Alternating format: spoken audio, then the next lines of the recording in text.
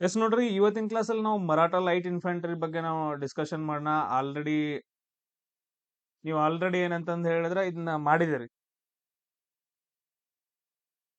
So already questions ಗಳನ್ನ ಮಾಡಿದಿರಿ. 15 GK questions ಒಳಗಡೆ ಎಷ್ಟು ಮಾರ್ಕ್ಸ್ ಬಂದಿದಾವ ಅಂತಂದ್ ಹೇಳಿ ನೀವು ಆಲ್ರೆಡಿ ನನಗೆ ಹೇಳಿದ್ರಿ. ಕೆಲವೊಂದ್ ಜನರಿಗೆ 5 ಬಂದಿದಾವ, ಕೆಲವೊಂದ್ ಜನರಿಗೆ 10, ಕೆಲವೊಂದ್ ಜನರಿಗೆ 12.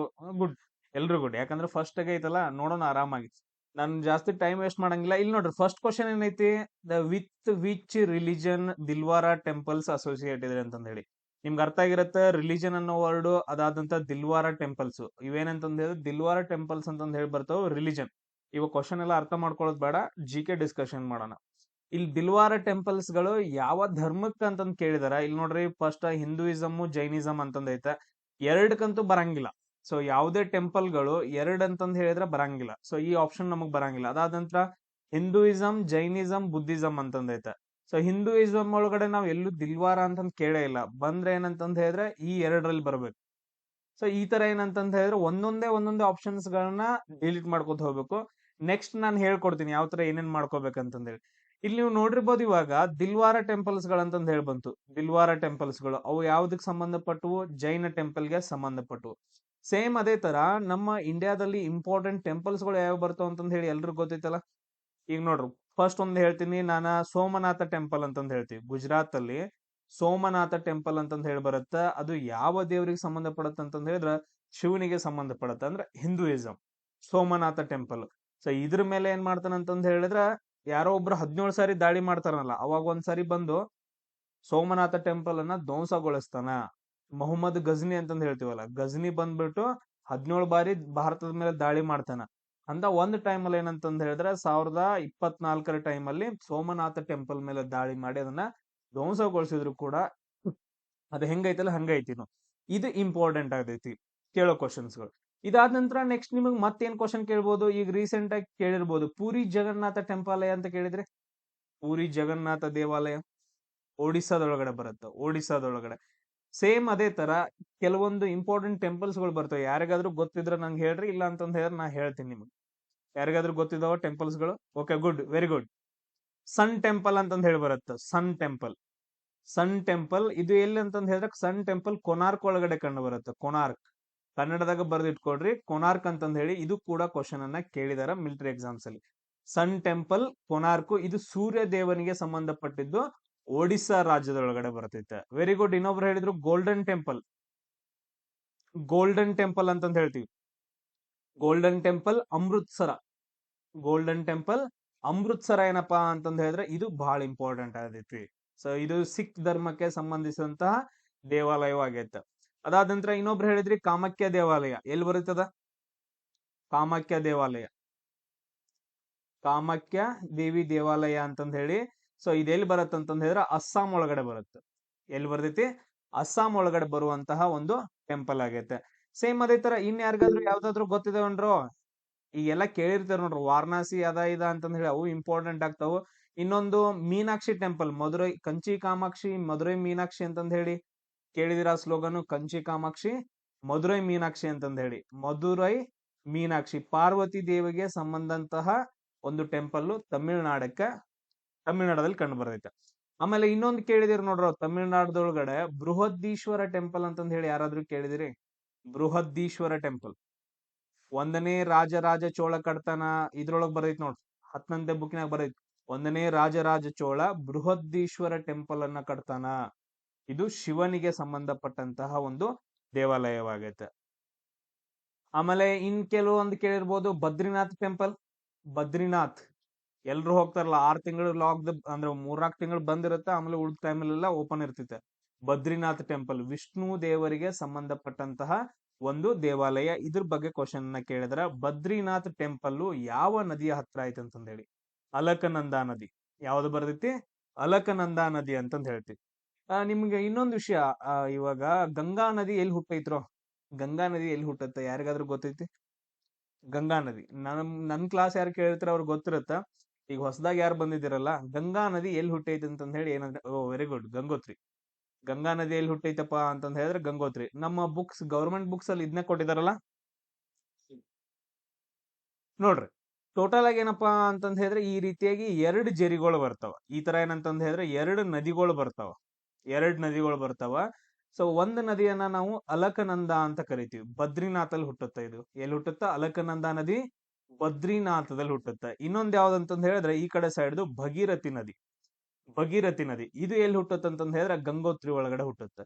ಇವೆರಡೂ ನದಿಗಳು ಒಂದ್ ಪ್ರದೇಶದಲ್ಲಿ ಬಂದ್ ಸೇರ್ತಾವ. ಆ ಪ್ರದೇಶವನ್ನ ನಾವು ದೇವಪ್ರಯಾಗ ಅಂತ ಕರಿತೀವಿ. ದೇವಪ್ರಯಾಗ ಅಲ್ಲಿಂದ ಏನ್ ಹರಿತೈತ್ಲ ಇವೆರಡೂ ನದಿಗಳು ಸೇರಿದ ನಂತರ ಆ ನದಿಯನ್ನ ನಾವ್ ಏನಂತ ಕರಿತೀವಿ ಅಂದ್ರ ಗಂಗಾ ನದಿ ಅಂತಂದ್ ಹೇಳಿ ಕರಿತೀವಿ. ಕ್ಲಿಯರ್ ಎಲ್ರಿಗೂ? ಎಷ್ಟೋ ಜನರಿಗೆ ಗೊತ್ತಿರಂಗಿಲ್ಲ ಇದು.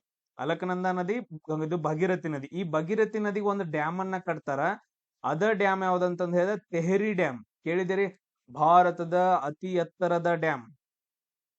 ಭಾರತದ ಅತಿ ಎತ್ತರದ ಡ್ಯಾಮ್ ಅಂತಂದ್ ಹೇಳಿ ಬರೈತೆ ತೆಹರಿ ಡ್ಯಾಮ್ ಭಗೀರಥಿ ನದಿಗೆ ಬರುತ್ತ. ಆ ಭಗೀರಥಿ ನದಿ ಏನಂತಂದ್ ಹೇಳಿದ್ರ ಭಗೀರಥಿ ಮತ್ತು ಅಲಕನಂದ ದೇವಪ್ರಯಾಗದಲ್ಲಿ ಸೇರಿ ಗಂಗಾ ನದಿ ಆಗ್ತಾವ. ಈಗೇನ್ ನಾನು ಇವನ್ ಹೇಳಿದನಲ್ಲ ಪಾಯಿಂಟ್ಸ್ ಗಳು, ಈ ಪಾಯಿಂಟ್ಸ್ ಗಳನ್ನ ಎಕ್ಸಾಮ್ಸ್ ಗಳಲ್ಲಿ ಕೇಳಿದಾರೆ. ಇಷ್ಟು ಸಾಕು. ಅದಾದ ನಂತರ ಇನ್ನೊಬ್ರು ಯಾರು ಹೇಳಿದ್ರು, ಅನಂತ ಪದ್ಮನಾಭ ಸ್ವಾಮಿ ದೇವಾಲಯ. ಇನ್ನೊಂದ್ ಯಾವ್ದಂತಂದ್ ಹೇಳಿದ್ರ ಸುಮ್ನೆ ಹೇಳ್ತೀನಿ ಹಂಗ, ಅನಂತ ಪದ್ಮನಾಭ ಸ್ವಾಮಿ ದೇವಾಲಯ ಅಂತಂದ್ ಹೇಳಿದ್ರಿ ಕೇರಳದೊಳಗಡೆ ಬರುತ್ತೆ. ಅನಂತ ಪದ್ಮನಾಭ ಸ್ವಾಮಿ ದೇವಾಲಯ ಕೇರಳ. ಸೊ ಇಷ್ಟೇನಂತಂದ್ ಹೇಳಿದ್ರ ನೆನ್ಪಿಟ್ಕೋಬೇಕು. ನೆಕ್ಸ್ಟ್ ನೋಡೋಣ ಕ್ವಶನ್ಸ್ ಗಳನ್ನ. ಇದ್ ನೋಡ್ರಿ, ಸೆಂಟ್ರಲ್ ಬೋರ್ಡ್ ಫಿಲ್ಮ್ ಸರ್ಟಿಫಿಕೇಶನ್ ಅಂತಂದ್ ಐತೆ. ಇದ್ ನೋಡ್ರಿ, central board of film certification ಅನ್ನೋದು ಯಾವ್ದ್ರ ಅಂಡರ್ ಬರುತ್ತೆ, ಯಾವ ಮಿನಿಸ್ಟ್ರಿ ಅಂಡರ್ ಬರುತ್ತೆ ಅಂತ ಕ್ವಶನ್ ಐತಿ. ಸೊ ಇಲ್ಲಿ ನೋಡ್ರಿ, ಫಿಲ್ಮ್ ಅಂತಂದ್ ಐತೆ. ಫಿಲ್ಮ್ ಅಂತ ಐತೆ ಅಂತಂದ್ ಹೇಳಿದ್ರೆ ಯೂತ್ ಅಂಡ್ ಸ್ಪೋರ್ಟ್ಸ್ ಅಂತಂದ್ ಹೇಳಿ ಬರ್ದೈತೆ ಅಂದ್ರೆ ಆಪ್ಷನ್. ಇಲ್ಲಿ ಫಿಲ್ಮ್ ಬಗ್ಗೆ ಕೇಳಿದಾನ, ಯೂತ್ ಅಂಡ್ ಸ್ಪೋರ್ಟ್ಸ್ ಅಂತಂದ್ ಹೇಳಿ ಬರುತ್ತೆ. ಸ್ಪೋರ್ಟ್ಸ್ ಬರ್ದೈತೆ, ಅದ್ರಲ್ಲಿ ಬರೋದೇ ಇಲ್ಲ. ಈ ಆಪ್ಷನ್ ಅನ್ನ ತೆಗೆದು ಹಾಕ್ಬೇಕು ನಾವು. ಹ್ಯೂಮನ್ ರಿಸೋರ್ಸ್ ಅಂತಂದ್ ಹೇಳಿ ಬರುತ್ತೆ, ಇದು ಬರಂಗಿಲ್ಲ. ಹ್ಯೂಮನ್ ರಿಸೋರ್ಸ್ ಅಂಡ್ ಡೆವಲಪ್ಮೆಂಟ್ ಅಂತಂದ್ ಹೇಳಿ. ಅದಾದ ನಂತರ ನೆಕ್ಸ್ಟ್ ನೋಡ್ರಿ, ಟೂರಿಸಂ ಕಲ್ಚರ್ ಪ್ರವಾಸ ಉದ್ಯಮದಲ್ಲಿ ಫಿಲ್ಮ್ ಬರತ್ತಾ? ಇಲ್ಲೂ ಬರಂಗಿಲ್ಲ. ಉಳಿದಿರೋದು ಒಂದೇ ಒಂದು ಆಪ್ಷನ್ ಏನಂತಂದ್ ಹೇಳಿದ್ರೆ ನಿಮ್ಗೆ ಇದು ಉಳಿದೈತೆ. ಅಂದ್ರೆ ಎಲಿಮಿನೇಷನ್ ಮೆಥಡ್ ಮಾಡೋದನ್ನ ನಾನು ಈ ರೀತಿಯಾಗಿ ನಿಮ್ಗೆ ಕೊನೆಗೆ ಹೇಳ್ಕೊಡ್ತೀನಿ. ನಾನ್ ಹೇಳಿದ್ನ ಹೆಂಗ್ ಕಲಿತಿರಲ್ಲ ಅದ್ರ ಮೇಲೆ ಕೊನೆಗೆ ಏನಂತಂದ್ ಹೇಳಿದ್ರೆ ಈ ರೀತಿ ಎಲಿಮಿನೇಷನ್ ಮೆಥಡ್ ಮಾಡೋ ಮೆಥಡ್ ಗಳನ್ನ ನಾನು ಹೇಳ್ಕೊಡ್ತೀನಿ. 15 ಕ್ವಶನ್ಸ್ ಗಳು GK, 15 ಕ್ವಶನ್ಸ್ ಗಳು ಸೈನ್ಸ್. ಇವನ್ ಎಲಿಮಿನೇಷನ್ ಇಂದ ನೀವು ಆಲ್ಮೋಸ್ಟ್ 25 ಕ್ವಶನ್ಸ್ ಗಳನ್ನ ಕರೆಕ್ಟ್ ಹಾಕೋಬಹುದು. ಅದನ್ನ ಹೇಳ್ಕೊಡ್ತೀನಿ. ಇಲ್ಲಿ ನೋಡ್ರಿ, ಸೆಂಟ್ರಲ್ ಬೋರ್ಡ್ ಯಾವ್ದ್ರ ಗೌರ್ಮೆಂಟ್ ಅಂದ್ರೆ ಮಿನಿಸ್ಟ್ರಿ ಅಂದ್ರೆ ಬರುತ್ತಂತ ಕೇಳಿದ್ರು ಇದ್ರ ಬಗ್ಗೆ ಅಷ್ಟೊಂದೇನ್ ಡಿಸ್ಕಷನ್ ಬೇಡ. ಯಾಕಂದ್ರೆ ಯಾವ್ದು ಕೇಳ್ತಾರ ಅಂತಂದ್ ಹೇಳಕ್ ಆಗಂಗಿಲ್ಲ. ಅದಾದ ನಂತರ ಇಲ್ಲಿ ಇನ್ನೊಂದು ಬರತ್ ನೋಡ್ರಿ, ಸರ್ವೆಂಟ್ಸ್ ಆಫ್ ಇಂಡಿಯಾ ಅನ್ನೋದು. ಸರ್ವೆಂಟ್ಸ್ ಆಫ್ ಇಂಡಿಯಾ ಅಂತಂದ್ ಹೇಳಿ ಏನಪ್ಪಾ ಅಂತಂದ್ ಹೇಳಿದ್ರೆ ಇದೊಂದು ಆರ್ಗನೈಸೇಷನ್, ಸಂಸ್ಥೆ ಅಂತಂದ್ ಹೇಳ್ತೀವಿ. ಸರ್ವೆಂಟ್ಸ್ ಆಫ್ ಇಂಡಿಯಾ ಅಂತಂದ್ ಹೇಳಿ ಇದನ್ನ ಯಾರು ಮಾಡಿದಾರ ಅಂತಂದ್ ಹೇಳಿದ್ರ, ಯಾರು ಸ್ಥಾಪನೆ ಮಾಡಿದಾರ ಅಂತಂದ್ ಹೇಳಿದ್ರೆ ಗೋಪಾಲ್ ಕೃಷ್ಣ ಗೋಖಲೆ ಅಂತಂದ್ ಹೇಳಿ ಬರ್ತಾರೆ. ಯಾರು? ಗೋಪಾಲ್ ಕೃಷ್ಣ ಗೋಖಲೆ ಅವ್ರ ಅಂತಂದ್ ಹೇಳಿ ಬರ್ತಾರ. ಕೆಲವೊಂದು ಆರ್ಗನೈಸೇಷನ್ಸ್ ಗಳು ಬರ್ತಾವ, ಅವುಗಳ ಬಗ್ಗೆ ನಾವು ಸುಮ್ನೆ ಡಿಸ್ಕಷನ್ ಮಾಡ್ಕೊಂತ ಹೋಗೋಣ. ಇದ್ರೊಳಗಡೆ ನಿಮ್ಗೆ ಕೆಲವೊಂದು ಪಾಯಿಂಟ್ಸ್ ಗಳು ಬರ್ತಾವ. ಇದ್ ನೋಡ್ರಿ, ಇದು ಆರ್ಯ ಸಮಾಜ ಅಂತಂದ್ ಹೇಳಿ ಎಲ್ರಿಗೂ ಗೊತ್ತೈತಿ. ಆರ್ಯ ಸಮಾಜ, ಆರ್ಯ ಸಮಾಜವನ್ನ ಏನಪ್ಪಾ ಅಂತಂದ್ ಹೇಳಿದ್ರೆ ದಯಾನಂದ್ ಸರಸ್ವತಿ ಅವ್ರ ಏನಂತಂದ್ ಹೇಳಿದ್ರೆ ಸ್ಥಾಪನೆ ಮಾಡ್ತಾರ. ದಯಾನಂದ್ ಸರಸ್ವತಿ ಅವರು ಸ್ಥಾಪನೆ ಮಾಡ್ತಾರ. ದಯಾನಂದ್ ಸರಸ್ವತಿ ಅಂತ ಬಂದಾಗ ನಿಮಗೆ ಕೆಲವೊಂದು ಪಾಯಿಂಟ್ಸ್ ಗಳು ನೆನ್ಪಿಟ್ಕೋಬೇಕು. ಯಾವುದು? ಸತ್ಯಾರ್ಥ ಪ್ರಕಾಶ ಅಂತಂದೇಳಿ, ಸತ್ಯಾರ್ಥ ಪ್ರಕಾಶ ಅನ್ನೋ ಒಂದು ಬುಕ್ ಅನ್ನ ಬರೀತಾರ. ಆಮೇಲೆ ವೇದಗಳಿಗೆ ಹಿಂತಿರುಗಿ, ವೇದಗಳಿಗೆ ಹಿಂತಿರುಗಿ ಒಂದು ಘೋಷಣೆ ಆಗ್ತಾರೆ. ಅಂದ್ರೆ ನಾವು ವೇದದ ಕಾಲದಲ್ಲಿ ನಾವೆಲ್ಲ ಗಿಡದ ಕೆಳಗಡೆ ಕೂತ್ಕೊಂಡು ಶಾಲೆ ಕಲಿತಾ ಇದ್ವಿ. ಅವಾಗ ಕಲಿಯೋ ಮೆಥಡ್ಸ್ ಗಳು ಬೇಡ ಇರ್ತಾವ. ಅವಾಗ ನಾವು ಆಯುರ್ವೇದಿಕ್ ಯೂಸ್ ಮಾಡ್ತಾ ಇದ್ವಿ. ಕರೆಕ್ಟ್ ಆಗಿರೋ ಏನಂತಂದ್ ಹೇಳಿದ್ರೆ ಫುಡ್ ಅನ್ನ ಫಾಲೋ ಮಾಡ್ತಿದ್ವಲ್ಲ ಹಿಂದಿನ ಕಾಲದಲ್ಲಿ ನಮ್ ಹಿರಿಯರು. ಸೊ ಅಂದ್ರೆ ವೇದಗಳ ಕಾಲದಲ್ಲಿ ನಾವು ಹೆಂಗ್ ಜೀವನ ನಡೆಸ್ತಾ ಇದ್ವಿ ಹಂಗ್ ಜೀವನ ನಡೆಸೋಣ, ರಿಟರ್ನ್ ಹೋಗೋಣ ಬನ್ನಿ ಅಂತಂದೇಳಿ ವೇದಗಳಿಗೆ ಹಿಂತಿರುಗಿ ಅನ್ನೋ ಒಂದು ವಾಕ್ಯವನ್ನ ಕೊಡ್ತಾರೆ ಇವರು. ಅದಾದ ನಂತರ ನೆಕ್ಸ್ಟ್ ನೋಡ್ರಿ, ಆತ್ಮೀಯ ಸಭಾ ಅಂತಂದ್ ಹೇಳಿ ಬರ್ತೈತೆ. ಆತ್ಮೀಯ ಸಭಾ, ರಾಜಾರಾಮ್ ಮೋಹನ್ ರಾಯ್ ಅಂತಂದ್ ಹೇಳಿ ಆತ್ಮೀಯ ಸಭಾವನ್ನ ಸ್ಥಾಪನೆ ಮಾಡ್ತಾರ. ಈಗೇನ್ ನನ್ ರೌಂಡ್ ಹಾಕತ್ತಲ್ಲ ಇದನ್ನಷ್ಟ ನೆನ್ಪಿಟ್ಕೊಟ್ರಿ, ಬೇರೆ ಉಳಿದದ್ದು ಮತ್ ಅವಾಗ ಡಿಸ್ಕಷನ್ ಮಾಡೋಣ. ಆತ್ಮೀಯ ಸಭಾ ಏನಂತಂದ್ ಹೇಳಿದ್ರೆ ರಾಜಾರಾಮ್ ಮೋಹನ್ ರಾಯ್ ಇವ್ರ ಬಗ್ಗೆ ನಿಮ್ಗೆ ಕೆಲವೊಂದು ಪಾಯಿಂಟ್ಸ್ ಗಳು ಗೊತ್ತಿದಾವಲ್ಲಿ. ಈಗ ನೋಡ್ರಿ, ಇವ್ರ ಏನ್ ಮಾಡ್ತಾರ ಅಂತಂದ್ ಹೇಳಿದ್ರೆ ಸತಿ ಪದ್ಧತಿಯನ್ನ ರದ್ದು ಮಾಡ್ತಾರ. ಸತಿ ಪದ್ಧತಿ, ಸತಿ ಪದ್ಧತಿ ಅಂತಂದ್ ಹೇಳಿದ್ರೆ ಇವಾಗ ಗಂಡ ಏನೋ ಆಗಿ ಸತ್ತಿರ್ತಾನ, ನಾವು ಕುಡಿದ್ ಸತ್ತಿರ್ತಾನೋ ಹೆಂಗೋ ಸತ್ತಿರ್ತಾನ ಅನ್ಕೊಳ್ರಿ. ಅವ್ನ್ ಗಂಡ ಸತ್ ಅಂತಂದ್ ಹೇಳಿದ್ರೆ ಗಂಡನ ಜೊತೆ ಹೆಂಡತಿನೂ ಕೊಲ್ತಾರ, ಹೆಂಡತಿನೂ ಸತ್ ಹೋಗ್ಬೇಕು. ಅಂತ ಒಂದು ಇದು ಪದ್ಧತಿ ಏನಂತಂದ್ ಹೇಳಿದ್ರೆ ಹಿಂದಿನ ಕಾಲದಲ್ಲಿ ಇತ್ತು, ಸತಿ ಪದ್ಧತಿ ಅಂತಂದ್ ಹೇಳಿ. ಗಂಡ ಸತ್ತ ಅಂತಂದ್ ಹೇಳಿದ್ರೆ ಹೆಂಡತಿನೂ ಸಾಯ್ಬೇಕು, ಅವಳೊಬ್ಬಳ ಇದೇನ್ ಮಾಡಕ್ಕೆ ಅಂತಂದ್ ಹೇಳಿ ಆ ತರ ಒಂದು ಮೆಂಟಾಲಿಟಿ ಅವಾಗ. ಸೊ ಅಂತ ಒಂದು ಪದ್ಧತಿಯನ್ನ ರದ್ದು ಮಾಡ್ತಾರ ರಾಜಾರಾಮ್ ಮೋಹನ್ ರಾಯರು. ಮತ್ತು ಇನ್ನೊಬ್ರು ಯಾರು ಅಂತಂದ್ ಹೇಳಿದ್ರೆ ವಿಲಿಯಂ ಬೆಂಟಿಂಕ್. ವಿಲಿಯಂ ಬೆಂಟಿಂಕ್ ಮತ್ತು ರಾಜಾರಾಮ್ ಮೋಹನ್ ರಾಯ್ ಸೇರಿ ಇದನ್ನ, ಅದು ಇಂಪಾರ್ಟೆಂಟ್. ಅದಾದ ನಂತರ ನೆಕ್ಸ್ಟ್ ಬ್ರಹ್ಮ ಸಮಾಜ. ಇವ್ರ ಏನ್ ಮಾಡ್ತಾರ ಅಂತಂದ್ ಹೇಳಿದ್ರೆ ಬ್ರಹ್ಮ ಸಮಾಜವನ್ನು ಕೂಡ ಸ್ಥಾಪನೆ ಮಾಡ್ತಾರ. ಈಗ ಹೆಂಗ್ ಆರ್ಯ ಸಮಾಜ ಬರುತ್ತಲ್ಲ, ಹಂಗ ಬ್ರಹ್ಮ ಸಮಾಜ. ಆಮೇಲೆ ಇನ್ನೊಂದ್ ಬರುತ್ತ ಫಾರ್ವರ್ಡ್ ಬ್ಲಾಕ್ ಅಂತಂದ್ ಹೇಳಿ, ಇದೊಂದು ಆರ್ಮಿ. ಫಾರ್ವರ್ಡ್ ಬ್ಲಾಕ್ ಅಂತಂದ್ ಹೇಳಿ ಒಂದು ಆರ್ಮಿ, ಇದನ್ನ ಸುಭಾಷ್ ಚಂದ್ರ ಬೋಸ್ ರವರು ಸ್ಥಾಪನೆ ಮಾಡ್ತಾರ. ಆಮೇಲೆ ನಮಗ್ ಕೇಳೋ ಕ್ವಶನ್ ಗದಾರ್ ಪಾರ್ಟಿ ಅಂತಂದ್ ಹೇಳಿ ಬರ್ತಾವ. ಗದ್ದಾರ್ ಪಾರ್ಟಿ ಅಥವಾ ಗದಾರ್ ಪಾರ್ಟಿ ಅಂತಂದ್ ಹೇಳ್ತೀವಿ. ಇದು ಲಾಲ್ ಹರ್ದಯಾಳ್ ಅಂತಂದ್ ಹೇಳಿ ಬರ್ದಿಟ್ಕೋಬೇಕು ನೀವು ಸೈಡ್ಗೆ. ಇದನ್ನ ಬೇರೆ ದೇಶದಲ್ಲಿ ಇದು ಮಾಡ್ತಾರ. ಸೊ ಇವಾಗ ಅಮೆರಿಕಾದೊಳಗಡೆ ಏನಂತಂದ್ ಹೇಳಿದ್ರೆ ಕೆಲವೊಂದ್ ಜನ ಭಾರತೀಯರು ಇರ್ತಾರಲ್ಲ, ಸೊ ಅಲ್ಲಿ ಏನ್ ಮಾಡ್ತಾರ ಅಂದ್ರೆ ನಮ್ಮ ಭಾರತ ದೇಶ ಸ್ವತಂತ್ರ ಸಿಗ್ಲಿ, ಇಲ್ಲಿಂದ ಹೆಲ್ಪ್ ಆಗ್ಲಿ ಅಂತಂದ್ ಹೇಳಿ ಗದಾರ್ ಅಥವಾ ಗದ್ದರ್ ಪಾರ್ಟಿ ಒಂದು ಸ್ಥಾಪನೆ ಮಾಡಿ ಫ್ರೀಡಮ್ ಫೈಟರ್ಸ್ಗೆ ಹೆಲ್ಪ್ ಮಾಡ್ತಾರ. ಇದು ಇಂಪಾರ್ಟೆಂಟ್ ಆಗತೈತಿ. ಅದಾದ ನಂತರ ನೆಕ್ಸ್ಟ್ ನೋಡ್ರಿ, ಹಿಂದೂ ಮಹಾಸಭಾ ಅಂತಂದ್ ಹೇಳಿ ಬರುತ್ತೆ. ಹಿಂದೂಗಳನ್ನ ಒಗ್ಗೂಡ್ಸೋದು, ಅವ್ರಿಗೆ ಫ್ರೀಡಮ್ ಫೈಟ್ ಅನ್ನ ಹೇಳ್ಕೊಡೋದು. ಅಂದ್ರೆ ನಮಗ್ ಫ್ರೀಡಮ್ ಬೇಕು, ಅವ್ರ ಅಂದ್ರೆ ಬ್ರಿಟಿಷರು ಏನ್ ಆಳ್ವಿಕೆ ನಡೆಸಿರ್ತಾರಲ್ಲ, ಸೊ ಅವ್ರ ಕೆಳಗಡೆ ಆಳ್ವಿಕೆ ನಡೆಸೋದ್ ಬೇಡ ಅಂತಂದ್ ಹೇಳಿ ಹಿಂದೂ ಮಹಾಸಭಾವನ್ನ ಒಂದ್ ಸ್ಥಾಪನೆ ಮಾಡ್ತಾರ, ಮದನ್ ಮೋಹನ್ ಮಾಳವೀಯ ಅಂತಂದ್ ಹೇಳಿ. ಆಮೇಲೆ ಇನ್ನೊಂದ್ ಗೊತ್ತೈತಲ್ರ, INC ಗೊತ್ತೈತಲ್ಲ, ಇಂಡಿಯನ್ ನ್ಯಾಷನಲ್ ಕಾಂಗ್ರೆಸ್. ಇದನ್ನ ಯಾರು ಸ್ಥಾಪನೆ ಮಾಡ್ತಾರೋ ಯಾರಿಗಾದ್ರೂ ಗೊತ್ತೈತಿ? ಯಾರಂತಂದ್ ಹೇಳಿದ್ರೆ ಎ ಹೋ ಹ್ಯೂಮ್ ಅಂತಂದ್ ಹೇಳಿ. A O Hume, Indian national Congress, ಭಾರತೀಯ ಕಾಂಗ್ರೆಸ್ ಅನ್ನ ಯಾರು ಸ್ಥಾಪನೆ ಮಾಡ್ತಾರ? A O Hume. Subhash Chandra Bose, Netaji ಅವ್ರು ಬೇರೆಪ್ಪ. Okay, very good. 1885ರಲ್ಲಿ ಅಂತಂದ್ ಹೇಳಿದ್ರೆ ಸ್ಥಾಪನೆ ಮಾಡ್ತಾರ. ಅದಾದ ನಂತರ ನೆಹರು ಅವ್ರಿಗೆ ಇವರೆಲ್ಲ ಬರಂಗಿಲ್ಲ. ಮೇನ್ ಇಂಪಾರ್ಟೆಂಟ್ ವರ್ಡ್ಸ್ ಗಳು ಅವನ್ನ ಅಷ್ಟೇ ಹೇಳ್ತಾನೆ, ಕೇಳ್ಬೇಕು. ನೆಕ್ಸ್ಟ್ ಹೋಮ್ ರೂಲ್ ಚಳವಳಿ ಅಂತಂದ್ ಹೇಳಿ ಬರ್ತೈತೆ. ಹೋಮ್ ರೂಲ್ ಚಳವಳಿ, ಇದು ಹೋಮ್ ರೂಲ್ ಚಳವಳಿ ಅಂತಂದ್ ಹೇಳಿದ್ರೆ ಸೈಡ್ ಬರ್ಕೋಬೇಕು. ಅದ INA, Indian national army. INA ಏನಂತಂದ್ ಹೇಳಿದ್ರೆ ನೇತಾಜಿ ಸುಭಾಷ್ ಚಂದ್ರ ಬೋಸ್ ಸ್ಥಾಪನೆ ಮಾಡಿದ್ರು. ಇದು INC, ಇಂಡಿಯನ್ ನ್ಯಾಷನಲ್ ಕಾಂಗ್ರೆಸ್, ಭಾರತೀಯ ರಾಷ್ಟ್ರೀಯ ಕಾಂಗ್ರೆಸ್ ಅಂತಂದ್ ಹೇಳಿ. ಹೋಮ್ ರೂಲ್ ಚಳವಳಿ ಅಂತಂದ್ ಹೇಳಿ ಬರುತ್ತೆ. ಆನಿ ಬೆಸೆಂಟು ಮತ್ತು ಬಾಲ್ ಗಂಗಾಧರ್ ತಿಲಕರ್ ಸೇರಿಬಿಟ್ಟು 1916ರಲ್ಲಿ ಸ್ಟಾರ್ಟ್ ಮಾಡ್ತಾರೆ. ಹೋಮ್ ರೂಲ್ ಚಳವಳಿ ಅಂದ್ರೆ ಏನು? ನಮ್ಗೆಲ್ಲ ಗೊತ್ತು, ಎಲ್ಲ ಚಳವಳಿಗಳು ಹಂಗ ಹಿಂಗ ಅಂತಂದ್ ಹೇಳಿ. ಹೋಮ್ ರೂಲ್ ಚಳವಳಿ ಅಂದ್ರೆ ಏನು? ಹೋಮ್ ರೂಲ್ ಅಂತಂದ್ ಹೇಳಿದ್ರೆ ಹೋಮ್ ಅಂತಂದ್ ಹೇಳಿದ್ರೆ ಮನೆ, ರೂಲ್ ಅಂತಂದ್ ಹೇಳಿದ್ರೆ ನಮ್ಮನ್ನ ನ್ಯಾಯ ಎಲ್ಲಾನು, ರೂಲ್ಸ್ ರೆಗ್ಯುಲೇಷನ್ಸ್ ಎಲ್ಲ ನಮ್ಮನ್ನ, ನನ್ನ ಮನಿ ನಾನ್ ಹೆಂಗ್ ಬೇಕಾದಂಗ್ ಇರ್ತೇನೆ ಅಂತ ನೀವ್ ಹೇಳ್ತಾರಲ್ಲ ಹಂಗ. ಇದು ನಮ್ಮ ಭಾರತ ದೇಶ, ನಾವ ರೂಲ್ಸ್ ಅಂಡ್ ರೆಗ್ಯುಲೇಷನ್ ಮಾಡ್ಕೊಂತೀವಿ, ನಾವ ಆಡಳಿತ ನಡೆಸ್ತೀವಿ. ನೀವು ಬ್ರಿಟಿಷರ್ ನೀವ್ ಏನು ನಡ್ಸೋದ್ ಬೇಡ, ನಿಮ್ ವಸ್ತುಗಳು ಬೇಡ, ನಿಮ್ ಆಡಳಿತ ಬೇಡ, ನೀವ್ ಯಾರು ಬೇಡವೇ ಬೇಡ ಅಂತಂದ್ ಹೇಳಿ ಧಿಕ್ಕಾರ ಮಾಡ್ತಾ ಏನಂತಂದ್ ಹೇಳಿದ್ರೆ ಒಂದ್ ಚಳುವಳಿನ ಸ್ಟಾರ್ಟ್ ಮಾಡ್ತಾರ. ಅದೇ ಏನಂತಂದ್ ಹೇಳಿದ್ರೆ ಹೋಮ್ ರೂಲ್ ಚಳುವಳಿ ಅಂತಂದ್ ಹೇಳ್ತೀವಿ. ಆನಿ ಬೆಸೆಂಟು ಮತ್ತು ಬಾಲ್ ಗಂಗಾಧರ್ ತಿಲಕರು ಇದನ್ನ ಸ್ಟಾರ್ಟ್ ಮಾಡ್ತಾರ. ಕ್ಲಿಯರ್ ಎಲ್ರಿಗೂ? ಅದಾದ ನಂತರ ಉಳಿದಿದ್ದು ಕೆಲವೊಂದ್ ಇಲ್ಲಿದಾವ. ಸೊ ಇದನ್ನ ನಾನು ಇವಾಗ ಹೇಳಂಗಿಲ್ಲ ನಿಮ್ಗ. ಸೊ ಇದ್ರ ಬಗ್ಗೆ ಇವಾಗ ಇಷ್ಟ ಸಾಕು. ಯಾರಾದ್ರೂ ಸ್ವಲ್ಪ ಬರೆದಿಟ್ಕೊಳ್ರಿ, ನೆಕ್ಸ್ಟ್ ಟೈಮ್ ಅಲ್ಲಿ ಮತ್ತೆ ನಾನು ಇದನ್ನ ಜಾಸ್ತಿ ಎಕ್ಸ್ಪ್ಲನೇಷನ್ ಕೊಡ್ತಾನೆ. ಯಾಕಂದ್ರೆ ಮತ್ತೆ ತಲೆಗಿಂದ ಹೋಗ್ಬಾರ್ದು. ಈಗ ಎಷ್ಟ್ ಹೇಳಿದನಲ್ಲ ಅಷ್ಟು ಸೈಡಿಗೆ ಬರೆದಿಟ್ಕೋಬೇಕು. ನೆಕ್ಸ್ಟ್ ಕ್ವಶನ್ ನೋಡ್ರಪ್ಪ, ಇಲ್ಲಿ ಏನಂತಂದ್ ಹೇಳಿದ್ರ ಹೂ ಹ್ಯಾಡ್ ಅಂತಂದ್ ಹೇಳಿ ಮಠ ಅಂತಂದ್ ಹೇಳಿ 4 ಕಾರ್ನರ್ಸ್ ಅಲ್ಲಿ, 4 ಕಾರ್ನರ್ಸ್ ಒಳಗಡೆ 4 ದೊಡ್ಡ ದೊಡ್ಡ ಮಠಗಳನ್ನ ಸ್ಥಾಪನೆ ಮಾಡ್ತಾರ. ಗ್ರೂಪ್ ಅಲ್ಲಿ ಹಾಕ್ತೀನಪ್ಪ ಇದನ್ನ. 4 ಮಠಗಳು 4 ಕಾರ್ನರ್ಸ್ ಒಳಗಡೆ. ಯಾರು? ಮಧ್ವಾಚಾರ್ಯರು, ಶಂಕರಾಚಾರ್ಯರು, ರಾಮಾನುಜಾಚಾರ್ಯರು, ಭಾಸ್ಕರಾಚಾರ್ಯರು ಅಂತಂದ್ ಹೇಳಿ. Yes, good. ಶಂಕರಾಚಾರ್ಯರು ನಿಮ್ಗೆಲ್ರಿಗೂ ಅವ್ರ ಬಗ್ಗೆ ಗೊತ್ತೈತಲ್ಲ, ಶಂಕರಾಚಾರ್ಯರು. ಇದನ್ನೊಂದು ಡಯಾಗ್ರಾಮ್ ಹಾಕಿಟ್ಕೊಂಡ್ಬಿಡು. ಸೊ ಇದೊಂದೇನಂತಂದ್ ಹೇಳಿದ್ರೆ ಈ ತರ ಡಯಾಗ್ರಾಮ್ ಹಾಕಿಟ್ಕೊಂಡ್ಬಿಡು. ಸೊ ಟೋಟಲ್ ಆಗಿ ಶಂಕರಾಚಾರ್ಯರು, ನೀವೆಲ್ಲ ಕೊರೋನಾ ಬ್ಯಾಚ್ ನಿಮ್ದು? ಕೊರೋನಾದಾಗ ಬಂದಿರಿ ನೀವ? ಹೆಂಗ್ರು ಕಲ್ಸೋದ್ ಬಾಳ ಕಲ್ಸೋದಾಗೈತಿ ನಿಮ್ಗ. ನಾನು ಇನ್ನೊಂದ್ ಚಾನಲ್ ಓಪನ್ ಮಾಡ್ತಿದೀನಿ, ಅಲ್ಲೆಲ್ಲಾ ಬೇರೆದ್ ಹಾಕಿ ಕೊಡ್ತೀನಿ ತೋರ್, ಮ್ಯಾಥಮೆಟಿಕ್ಸ್ ಎಲ್ಲ ಹೆಂಗ್ ಮಾಡೋದು ಅಂತಂದೇಳಿ. ಕೊರೋನಾ ಬ್ಯಾಚ್ದವ್ರು ಏನು ಬರಂಗಿಲ್ಲ ಅಂತಂದ್ ಹೇಳಕತ್ತಾರ ಎಲ್ಲಾರು. ಇಲ್ಲಿ ನೋಡ್ರಿ, ಶಂಕರಾಚಾರ್ಯರು ಅಂತಂದ್ ಹೇಳಿ ಯಾವಾಗ ಅಂತಂದ್ ಹೇಳಿದ್ರೆ 800 ವರ್ಷ, 800 ಆ ಟೈಮಲ್ಲಿ. ಈಗ ಹೆಂಗ್ 2000 ಆಯ್ತಲ್ಲ, 800 ಟೈಮಲ್ಲಿ ಏನಂತಂದ್ ಹೇಳಿದ್ರೆ ಅವಾಗ ಪದ್ಧತಿಗಳು ಬಹಳ ಕೆಟ್ಟಿದ್ದು. ಈಗ ಹೆಂಗಂತಂದ್ ಹೇಳಿದ್ರೆ ಈಗ ಸತ್ತವ್ರು ಯಾರಾದ್ರೂ ಮನಿಗ್ ಹೋಗಿ ಬಂದ್ರ ಮುಡ್ಸ್ಕೊಳಂಗ, ಇವಾಗೂ ಮುಡ್ಸ್ಕೊಳಂಗಿಲ್ಲ ಬಿಡ. ಅದಾದ ನಂತರ ನೆಕ್ಸ್ಟ್ ಕೀಳು ಜನರನ್ನ ಹೊರಗಡೆ ಕೂಡ್ಸೋದು, ಅವ್ರು ಮುಟ್ಟಿರೋ ವಸ್ತುಗಳನ್ನ ಮುಟ್ಟೋಂಗಿಲ್ಲ. ನೀವು ಬೇರೆ ಜನಾಂಗ, ನಾವು ಬೇರೆ ಜನಾಂಗ, ಶಿವನನ್ನ ಪೂಜೆ ಮಾಡೋರು ಬೇರೆ ಜನಾಂಗ, ವಿಷ್ಣುವಿನನ್ನ ಪೂಜೆ ಮಾಡೋರು ಬೇರೆ ಜನಾಂಗ, ಹೆಣ್ಮಕ್ಳು ಶಾಲಿ ಕಲಿಯಂಗಿಲ್ಲ. ಈ ತರ ಏನಂತಂದ್ ಹೇಳಿದ್ರೆ ಪದ್ಧತಿಗಳು 800 ಆ ಟೈಮಲ್ಲಿ ಇದ್ವು. ಅಂತ ಟೈಮಲ್ಲಿ ಒಬ್ರು ಏನ್ ಬರ್ತಾರಂತಂದ್ ಹೇಳಿದ್ರೆ ಶಂಕರಾಚಾರ್ಯರು. ಅವ್ರ ಏನ್ ಮಾಡ್ತಾರಂದ್ರ ಒಂದು ಒಂದೊಂದು ಸಿದ್ಧಾಂತವನ್ನ ತಗೊಂಡ್ ಬರ್ತಾರ. ಅದ್ವೈತ ಸಿದ್ಧಾಂತ ಅಂತಂದ್ ಹೇಳಿ, ಅದ್ವೈತ ಸಿದ್ಧಾಂತ. ಇದೇನಪ್ಪಾ ಅಂತಂದ್ ಹೇಳಿದ್ರೆ ಸಿಂಪಲ್ ಆಗಿ ಹೇಳ್ಬೇಕಂದ್, ನಮ್ಗೆ ಅವೆಲ್ಲ ಇಂಪಾರ್ಟೆಂಟ್ ಇಲ್ಲ, ಜಸ್ಟ್ ನೆನ್ಪಿಟ್ಕೊಳ್ರಿ.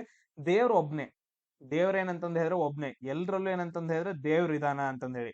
ಸೊ ನೀವೇನ್ 10-15 ದೇವ್ರಗಳನ್ನ ಪೂಜೆ ಮಾಡ್ತಿರಲ್ಲ, ದೇವ್ರ ಒಬ್ನೇ ಇದಾನ ಅಂತಂದ್ ಹೇಳಿ ಆ ಟೈಮಲ್ಲಿ ಅಂದ್ರೆ ಹೇಳ್ಕೊಂಡು, ಸೊ ಎಲ್ರಿಗೆ ಜನರಲ್ಲಿ ಅರಿವನ್ನ ಮೂಡಿಸೋ ಒಂದು ಕೆಲಸವನ್ನ ಮಾಡ್ತಾರೆ ಶಂಕರಾಚಾರ್ಯ. ಇವರು ದೊಡ್ಡ ಒಂಥರ ಸ್ವಾಮಿಗಳಂತಂದ್ ಹೇಳ್ಬೋದು, ಋಷಿ ಮುನಿಗಳಂತಂದ್ ಹೇಳ್ಬೋದು ಅವ್ರನ್ನ. ಇವ್ರೇನ್ ಮಾಡ್ತಾರ ಅಂತಂದ್ ಹೇಳಿದ್ರೆ ಇಡೀ ಭಾರತವನ್ನ ಸುತ್ತ 4 ಮಠಗಳನ್ನ ಸ್ಥಾಪನೆ ಮಾಡ್ತಾರ. ಒಂದು ಮಠ ಯಾವ್ದಂತಂದ್ ಹೇಳಿದ್ರೆ ಶೃಂಗೇರಿ ಶಾರದಾ ಪೀಠ, ಶೃಂಗೇರಿ ಶಾರದಾ ಪೀಠ ಅಂತಂದ್ ಹೇಳ್ತೀವಿ. ಇನ್ನೊಂದು ಯಾವ್ದಂತಂದ್ ಹೇಳಿದ್ರೆ ಬದ್ರಿನಾಥ್ ಜ್ಯೋತಿರ್ಮಠ ಅಂತಂದ್ ಹೇಳ್ತೀವಿ. ಬದ್ರಿನಾಥ್ ಅಲ್ಲಿ ಇನ್ನೊಂದು ಜ್ಯೋತಿರ್ಮಠ. ಇನ್ನೊಂದ್ ಎಲ್ಲಿ ಬರ್ತೈತಿ ಅಂತಂದ್ ಹೇಳಿದ್ರೆ ಗುಜರಾತ್ ಒಳಗಡೆ ದ್ವಾರಕಾ ಪೀಠ. ಇವು ದೊಡ್ಡ ಮಠಗಳು ಇವು. ಅದಾದ ನಂತರ ಇನ್ನೊಂದ್ ಯಾವ್ದಂತಂದ್ ಹೇಳಿದ್ರೆ ಪೂರಿಯಲ್ಲಿ ಕಾಳಿಕಾ ಪೀಠ ಏನೋ ಸಮಥಿಂಗ್ ಬರುತ್ತೆ, ಪೂರಿ. ಸೊ ಟೋಟಲ್ ಆಗಿ 4 ಪ್ಲೇಸ್ಗಳಲ್ಲಿ 4 ದೊಡ್ಡ ಮಠಗಳನ್ನ ಕಟ್ತಾರ. ಇವ್ರು ಯಾರಂತಂದ್ ಹೇಳಿದ್ರೆ ಶಂಕರಾಚಾರ್ಯರು ಅಂತಂದ್ ಹೇಳ್ತೀವಿ. ಸೇಮ್ ಅದೇ ತರ ಇನ್ನೊಬ್ರು ಬರ್ತಾರಲ್ಲ, ಮಧ್ವಾಚಾರ್ಯರು ಅಂತಂದ್ ಹೇಳಿ ಬರ್ತಾರ. ಮಧ್ವಾಚಾರ್ಯರು ಇವ್ರು ತುಂಬಾ ಇಂಪಾರ್ಟೆಂಟ್. ಮಧ್ವಾಚಾರ್ಯರು, ದ್ವ ಅಂತಂದೈತಲ್ಲ, ಇದನ್ನ ನೆನ್ಪಿಟ್ಕೊಡ್ರಿ, ದ್ವೈತ ಸಿದ್ಧಾಂತ. ಮಧ್ವಾಚಾರ್ಯರು ಅಂತಂದೈತಲ್ಲ, ದ್ವೈತ ಸಿದ್ಧಾಂತ ನೆನ್ಪಿಟ್ಕೋಬಹುದಾ? ಮಧ್ವಾಚಾರ್ಯರು ಅಂತಂದೈತಲ್ಲ, ದ್ವೈತ ಸಿದ್ಧಾಂತ ಅಂತಂದ್ ಹೇಳಿ ಸ್ಟಾರ್ಟ್ ಆಗತ್ತಂತಂದೇಳಿ. ನೆಕ್ಸ್ಟ್ ರಾಮಾನುಜಾಚಾರ್ಯರು ಅಂತಂದ್ ಹೇಳಿ ಬರ್ತಾರೆ. ಸೇಮ್ ಅದೇ ತರ ರಾಮಾನುಜಾಚಾರ್ಯರು ಇನ್ನೊಬ್ರು ಏನಂತಂದ್ ಹೇಳಿದ್ರೆ ದೊಡ್ಡ ಸನ್ಯಾಸಿಗಳು ಇವರು. ಸೊ ರಾಮಾನುಜಾಚಾರ್ಯರು ಇವ್ರದ್ದು ಏನಂತಂದ್ ಹೇಳಿದ್ರೆ ವಿಶಿಷ್ಟಾದ್ವೈತ. ಗುಡ್ ವಿಶಿಷ್ಟಾದ್ವೈತ. ಕನ್ನಡದಾಗ ಟೈಪ್ ಮಾಡಕ್ ಆಗ್ಲಿಲ್ಲ ಅಂದ್ರೆ ಒಂದೊಂದು ವರ್ಡ್ ಗಳನ್ನ ಹಾಕ್ರಿ ಸಾಕು, ನನಗೆ ಗೊತ್ತಾಗೈತಿ. ವಿಶಿಷ್ಟಾದ್ವೈತ ಸಿದ್ಧಾಂತ. ನೆಕ್ಸ್ಟ್ ಇನ್ನೊಂದು ಬರ್ತಾರಲ್ಲ ಬಸವಣ್ಣರದ್ದು ಯಾವ್ದು ಸಿದ್ಧಾಂತ? ಅವ್ರದ್ದೇನಂತಂದ್ ಹೇಳಿದ್ರೆ ಶಕ್ತಿ ವಿಶಿಷ್ಟಾದ್ವೈತ. ಈ ಕ್ವಶನ್ಸ್ ಗಳು ನಮಗೆ ಬರ್ತಾವ, ಇವುಗಳನ್ನ ನೀವು ನೆನ್ಪಿಡ್ಕೋಬೇಕು. ಕ್ಲಿಯರ್? ಯಾರಿಗಾದ್ರೂ ಏನಾದ್ರು ಕ್ವಶನ್ಸ್ ಗಳಿದಾವನ್ರೋ?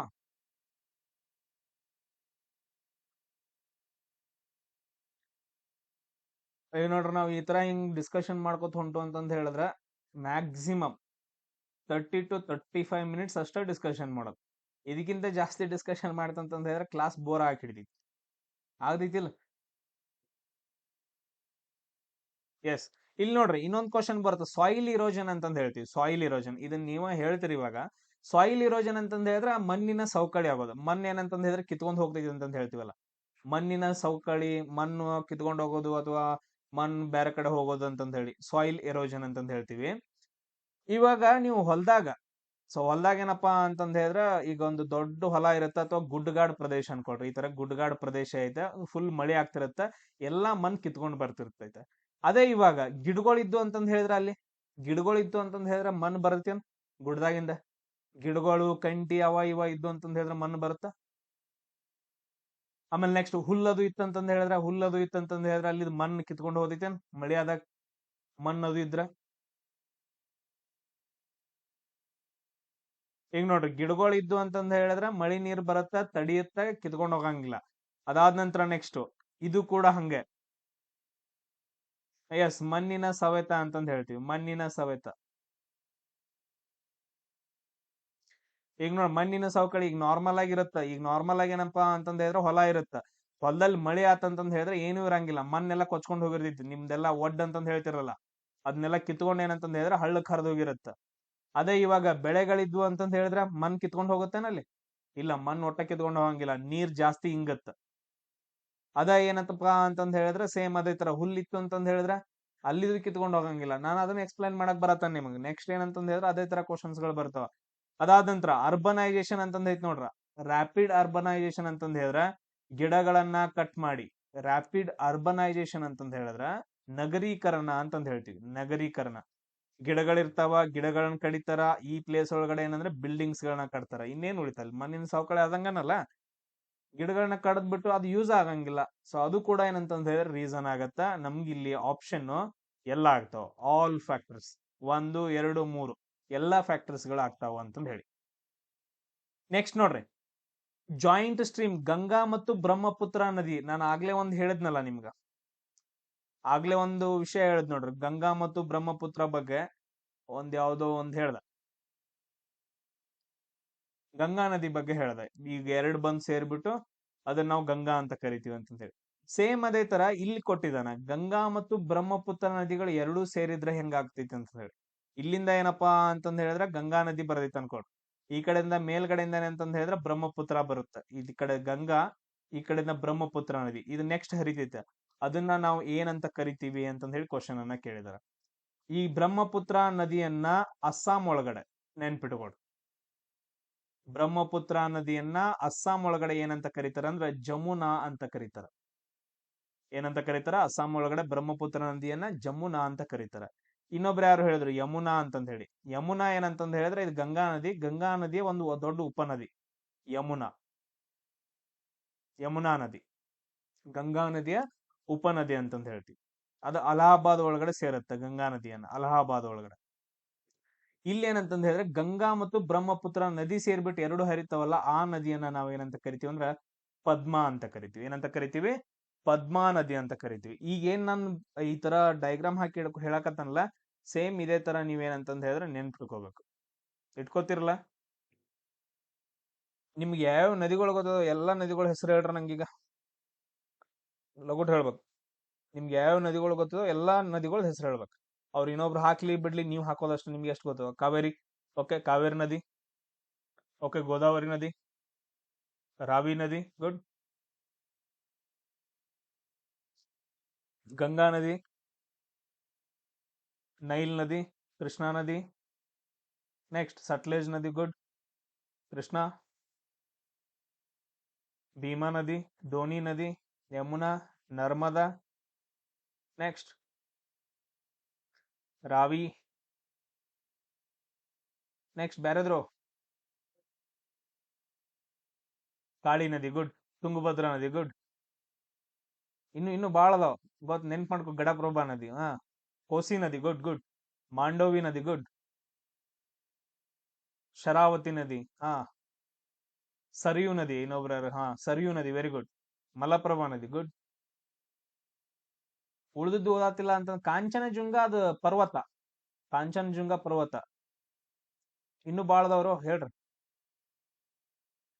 ಅವನ್ನೆಲ್ಲ ಹೇಳಾಯ್ತು. ಬೇರೆ ಅಘನಾಶಿನಿ ನದಿ, ವೆರಿ ಗುಡ್. ನೈಲ್ ನದಿ ಹೇಳಿದಾರ, ಮತ್ ನೆಕ್ಸ್ಟ್ ಬ್ಯಾರೆದ್ ಹೇಳ್ರಿ. ತಾಪಿ ನದಿ, ವೆರಿ ಗುಡ್, ತಾಪಿ ನದಿ. ಯಾರೊಬ್ರು ಹೇಳಿದ್ರ. ಅಲಕನಂದ ನದಿ, ಆಗ್ಲೇ ಹೇಳದ್ನಲ್ಲ, ಅಲಕನಂದ ನದಿ. ಭಗೀರಥಿ ನದಿ, ಶಿಂಷಾ ನದಿ, ಗುಡ್. ನಮ್ ಕರ್ನಾಟಕ ಬಿಟ್ಟು ಹೇಳ್ರಿ, ಕರ್ನಾಟಕ ಬಿಟ್ಟು. ಅಮೆಜಾನ್ ನದಿ, ವೆರಿ ಗುಡ್. ಸಾಕ್ಬಿಡ್ರಿ. ಇಲ್ಲಿ ಕೇಳ್ರಿ, ಮಹಾನದಿ, ವೆರಿ ಗುಡ್, ಮಹಾನದಿ, ವೆರಿ ಗುಡ್. ಇಲ್ಲಿ ನದಿಗಳಂತ ಬಂತು ಅಂತಂದ್ ಹೇಳಿದ್ರೆ ಎರಡು ಇಂಪಾರ್ಟೆಂಟ್ ಆಗ್ತಾವ. ಸೊ ಈ ತರ ಒಂದೇನಪ್ಪಾ ಅಂತಂದ್ ಹೇಳಿದ್ರೆ ಒಂದ್ ಖಂಡ ಬರುತ್ತೆ ಈ ತರ. ನೀವೆಲ್ರು ಇಲ್ಲೆಲ್ಲ ಕೇಳಿರ್ಬೋದು. ಸೊ ಕರೆಕ್ಟ್ ಆಗೈತೆ ಡಯಾಗ್ರಾಮ್ ಅನ್ಕೊಡ್ರಿ. ಆಫ್ರಿಕಾ ಈ ತರ ಏನಪ್ಪಾ ಅಂತಂದ್ ಹೇಳಿದ್ರೆ ಒಂದು ನದಿ ಹರಿಯುತ್ತಾ, ಅದನ್ನ ನಾವು ನೈಲ್ ನದಿ ಅಂತ ಕರಿತೀವಿ. ಯಾವ್ದಂತ ಕರಿತೀವಿ? ನೈಲ್ ನದಿ ಅಂತ ಕರಿತೀವಿ. ಇದು ಪ್ರಪಂಚದ ಅತಿ ಉದ್ದವಾದ ನದಿ. ಅದಾದ ನಂತರ ಇನ್ನೊಂದು ಈ ತರ ಖಂಡ ಬರುತ್ತೆ, ಈ ತರ ಒಂದು ಖಂಡ ಬರುತ್ತ. ಆ ನದಿ ಯಾವ್ದಂತಂದ್ ಹೇಳಿದ್ರೆ ಇಲ್ಲೊಂದು ನದಿ ಹರಿದಿತ್ತು, ಅತಿ ದೊಡ್ಡ ನದಿ ಅಂತಂದ್ ಹೇಳ್ತೀವಿ. ಲಾರ್ಜೆಸ್ಟ್, ದೊಡ್ಡ. ಇದು ಲಾಂಗೆಸ್ಟ್, ಉದ್ದವಾದ. ಲಾಂಗೆಸ್ಟ್ ಅಂತಂದ್ ಹೇಳಿದ್ರೆ ಉದ್ದವಾದ ನದಿ ನೈಲು. ಪ್ರಪಂಚದಲ್ಲಿ ಲಾರ್ಜೆಸ್ಟ್, ದೊಡ್ಡ ನದಿ. ಅಂದ್ರೆ ಅಡಾಗಲ್ ಅಂತಂದ್ ಹೇಳ್ತೀವಲ್ಲ, ಅಗಲದಲ್ಲಿ ಜಾಸ್ತಿ. ಸೊ ಅದೇನಂತಂದ್ ಹೇಳಿದ್ರೆ ಅಮೆಜಾನ್ ನದಿ ಅಂತಂದ್ ಹೇಳ್ತೀವಿ. ಇದ್ಯಾವುದು? ಅಮೆಜಾನ್ ನದಿ. ಅಮೆಜಾನ್ ನದಿ ಎಲ್ಲಿ ಬರ್ತೈತಿ? ಸೌತ್ ಅಮೆರಿಕಾ, ದಕ್ಷಿಣ ಅಮೆರಿಕಾದೊಳಗಡೆ ಬರುತ್ತೆ, ಸೌತ್ ಅಮೆರಿಕಾ. ಸೊ ನೈಲ್ ನದಿ ಎಲ್ಲಿ ಬರ್ತೈತಿಪ್ಪ? ಆಫ್ರಿಕಾದೊಳಗಡೆ ಬರುತ್ತೆ, ಆಫ್ರಿಕಾ. ಇದು ನಾವು ನೆನ್ಪಿಟ್ಕೋಬೇಕಾಗಿರೋದು ಎರಡ್ ನದಿಗಳು. ಇದನ್ನ ಬಿಟ್ರ ನೆಕ್ಸ್ಟ್ ಇಂಪಾರ್ಟೆಂಟ್ ನದಿಗಳು ಯಾವ ಬರ್ತಾವೋ ಇಲ್ಲಿ ನೋಡ್ರಿ. ಇಲ್ಲೊಂದು ಹರಿದು ಹೊಂಟೈತಿ ನೋಡ್ರಿ, ಗಂಗಾ ನದಿ ಅಂತಂದ್ ಹೇಳ್ತೀವಿ ನಾವು. ಆಗ್ಲೇ ಅದ್ರ ಬಗ್ಗೆ ನಾನು ಎಕ್ಸ್ಪ್ಲನೇಷನ್ ಕೊಟ್ಟೆ. ಅದಾದ ನಂತರ ನೆಕ್ಸ್ಟ್ ಅದೇನ್ ಮಾಡತ್ತ, ಬ್ರಹ್ಮಪುತ್ರ ನದಿ ಅದು ಇದು ಸೇರ್ಕೊಂಡ್ಬಿಟ್ಟು ಹೋಗಿ ಬಂಗಾಳ ಕೊಲ್ಲಿಯನ್ನ ಹೋಗಿ ಸೇರುತ್ತೆ. ಇಲ್ಲಿ ನೀವು ನೆನ್ಪಿಟ್ಕೋಬೇಕಿರೋದು ರಿಷಿಕೇಶ್ ಅಂತಂದ್ ಹೇಳಿ ಬರುತ್ತೆ. ಇವಾಗ ಬರ್ಕೋಬೇಡ್ರಿ, ಆಮೇಲೆ ಋಷಿಕೇಶ್ ಅಂತಂದ್ ಹೇಳಿ ಬರ್ತೈತೆ. ಇದು ಯಾವ ನದಿ ದಡದ ಮೇಲೆ ಐತೆ? ಗಂಗಾ ನದಿ. ಅದಾದ ನಂತರ ಪ್ರಯಾಗ್ರಾಜ್, ಇವಾಗಿಂದ ಅಲಹಾಬಾದ್ ಅಂತಂದ್ ಹೇಳ್ತೇವಲ್ಲ, ಅದು ಗಂಗಾ ಮತ್ತು ಯಮುನಾ ಬಂದ್ ಸೇರೋದು. ಇಲ್ಲಿಂದ ಯಮುನಾ ಬರೈತಿ ನೋಡ್ರಿ. ಯಮುನಾ ನದಿ ಮೇಲೆ ಯಾವ್ದೈತಿ ಅಂತಂದ್ ಹೇಳಿದ್ರೆ ಡೆಲ್ಲಿ. ನಮ್ಮ ದೇಶದ ರಾಜಧಾನಿ ದೆಹಲಿ ಯಾವ ನದಿಯ ಮೇಲೈತಪ್ಪ ಅಂತಂದ್ ಹೇಳಿದ್ರ ಯಮುನಾ ನದಿ ಮೇಲೈತೆ. ಯಮುನಾ ನದಿ ದಡದಲ್ಲಿ ಏನಂತಂದ್ ಹೇಳಿದ್ರೆ ದೆಹಲಿ ಐತೆ. ಈ ಕಡೆಯಿಂದ ಯಮುನಾ ಬಂದು ಎರಡೂ ಸೇರ್ಕೊಂಡು ಪ್ರಯಾಗ್ರಾಜಲ್ಲಿ ಸೇರ್ಕೋತಾವ, ಅಂದ್ರೆ ಅಲಹಾಬಾದ್ ಎಲ್ಲೈತಿ, ಎರಡು ಸೇರ್ಕೊಂಡ್ರೆ ತ್ರಿವೇಣಿ ಸಂಗಮ. ಈ ಸರಿ ಕುಂಭ ಮೇಳ ನಡೆದೈತೆ. ಕೇಳೋ ಕ್ವಶನ್ ಬರ್ಬೋದು ಕ್ವಶನ್. ಅದಾದ ನಂತರ ನೆಕ್ಸ್ಟ್ ಇಲ್ಲಿ ನೋಡ್ರಿ ಪಾಟ್ನಾ. ಬಿಹಾರದ ರಾಜಧಾನಿ ಪಾಟ್ನಾ. ಬಿಹಾರದ ರಾಜಧಾನಿ ಪಾಟ್ನಾ. ಇದನ್ನ ನಾವು ಹಿಂದಿನ ಕಾಲದಲ್ಲಿ ಏನಂತ ಕರಿತೀವಿ ಅಂದ್ರೆ ಪಾಟಲಿಪುತ್ರ ಅಂತ ಕರಿತಿದ್ವಿ. ಪಾಟ್ನಾ ನಗರವನ್ನ ಹಿಂದಿನ ಕಾಲದಲ್ಲಿ ಮಗಧ ಸಾಮ್ರಾಜ್ಯ, ಮೌರ್ಯ ಸಾಮ್ರಾಜ್ಯ ಅವ್ರ ಕಾಲದಲ್ಲಿ ಆ ನಗರವನ್ನ ಪಾಟಲಿಪುತ್ರ ಅಂತ ಕರಿತಾ ಇದ್ರು. ನೆಕ್ಸ್ಟ್ ಇವಾಗ ಅದು ಪಾಟ್ನಾ ಆಗೈತೆ. ಅದು ಕೂಡ ಗಂಗಾ ನದಿ ದಡದಲ್ಲೈತೆ. ಕ್ಲಿಯರ್? ಈ 2-3 ಪಾಯಿಂಟ್ಸ್ಗಳು. ಅದಾದ ನಂತರ ನೆಕ್ಸ್ಟ್ ಇಂಪಾರ್ಟೆಂಟ್ ಬರೋದೇನಂತಂದ್ ಹೇಳಿದ್ರ ಇಲ್ಲಿಂದ ಬರೋಯ್ತು ನೋಡ್ರಿ, ಗೋದಾವರಿ ನದಿ ಅಂತಂದ್ ಹೇಳಿ. ಇಲ್ಲಿಂದ ಹರಿತೈತೆ ಗೋದಾವರಿ ನದಿ. ನಾಸಿಕ್ ಗೋದಾವರಿ ನದಿ ಏನಂತಂದ್ ಹೇಳಿದ್ರ ನಾಸಿಕ್ ನಗರಕ್ಕ. ಈಗೇನ್ ಮಿಲಿಟರಿ ರಿಲೇಟಿವ್ಸ್ ಭರ್ತಿ ಎಲ್ಲ ನಡೀತಾವಲ್ಲ, ಎಲ್ಲ ನಾಸಿಕ್ ಹೋಗ್ಬೇಕಲ್ಲ ಎಲ್ರು. ನಾಸಿಕ್. ಸೊ ಅದು ಏನಂತಂದ್ ಹೇಳಿದ್ರೆ ಗೋದಾವರಿ ನದಿ ದಡದಲ್ಲಿ ನಾಸಿಕ್ ಅಂತಂದ್ ಹೇಳಿ ಬರುತ್ತೆ.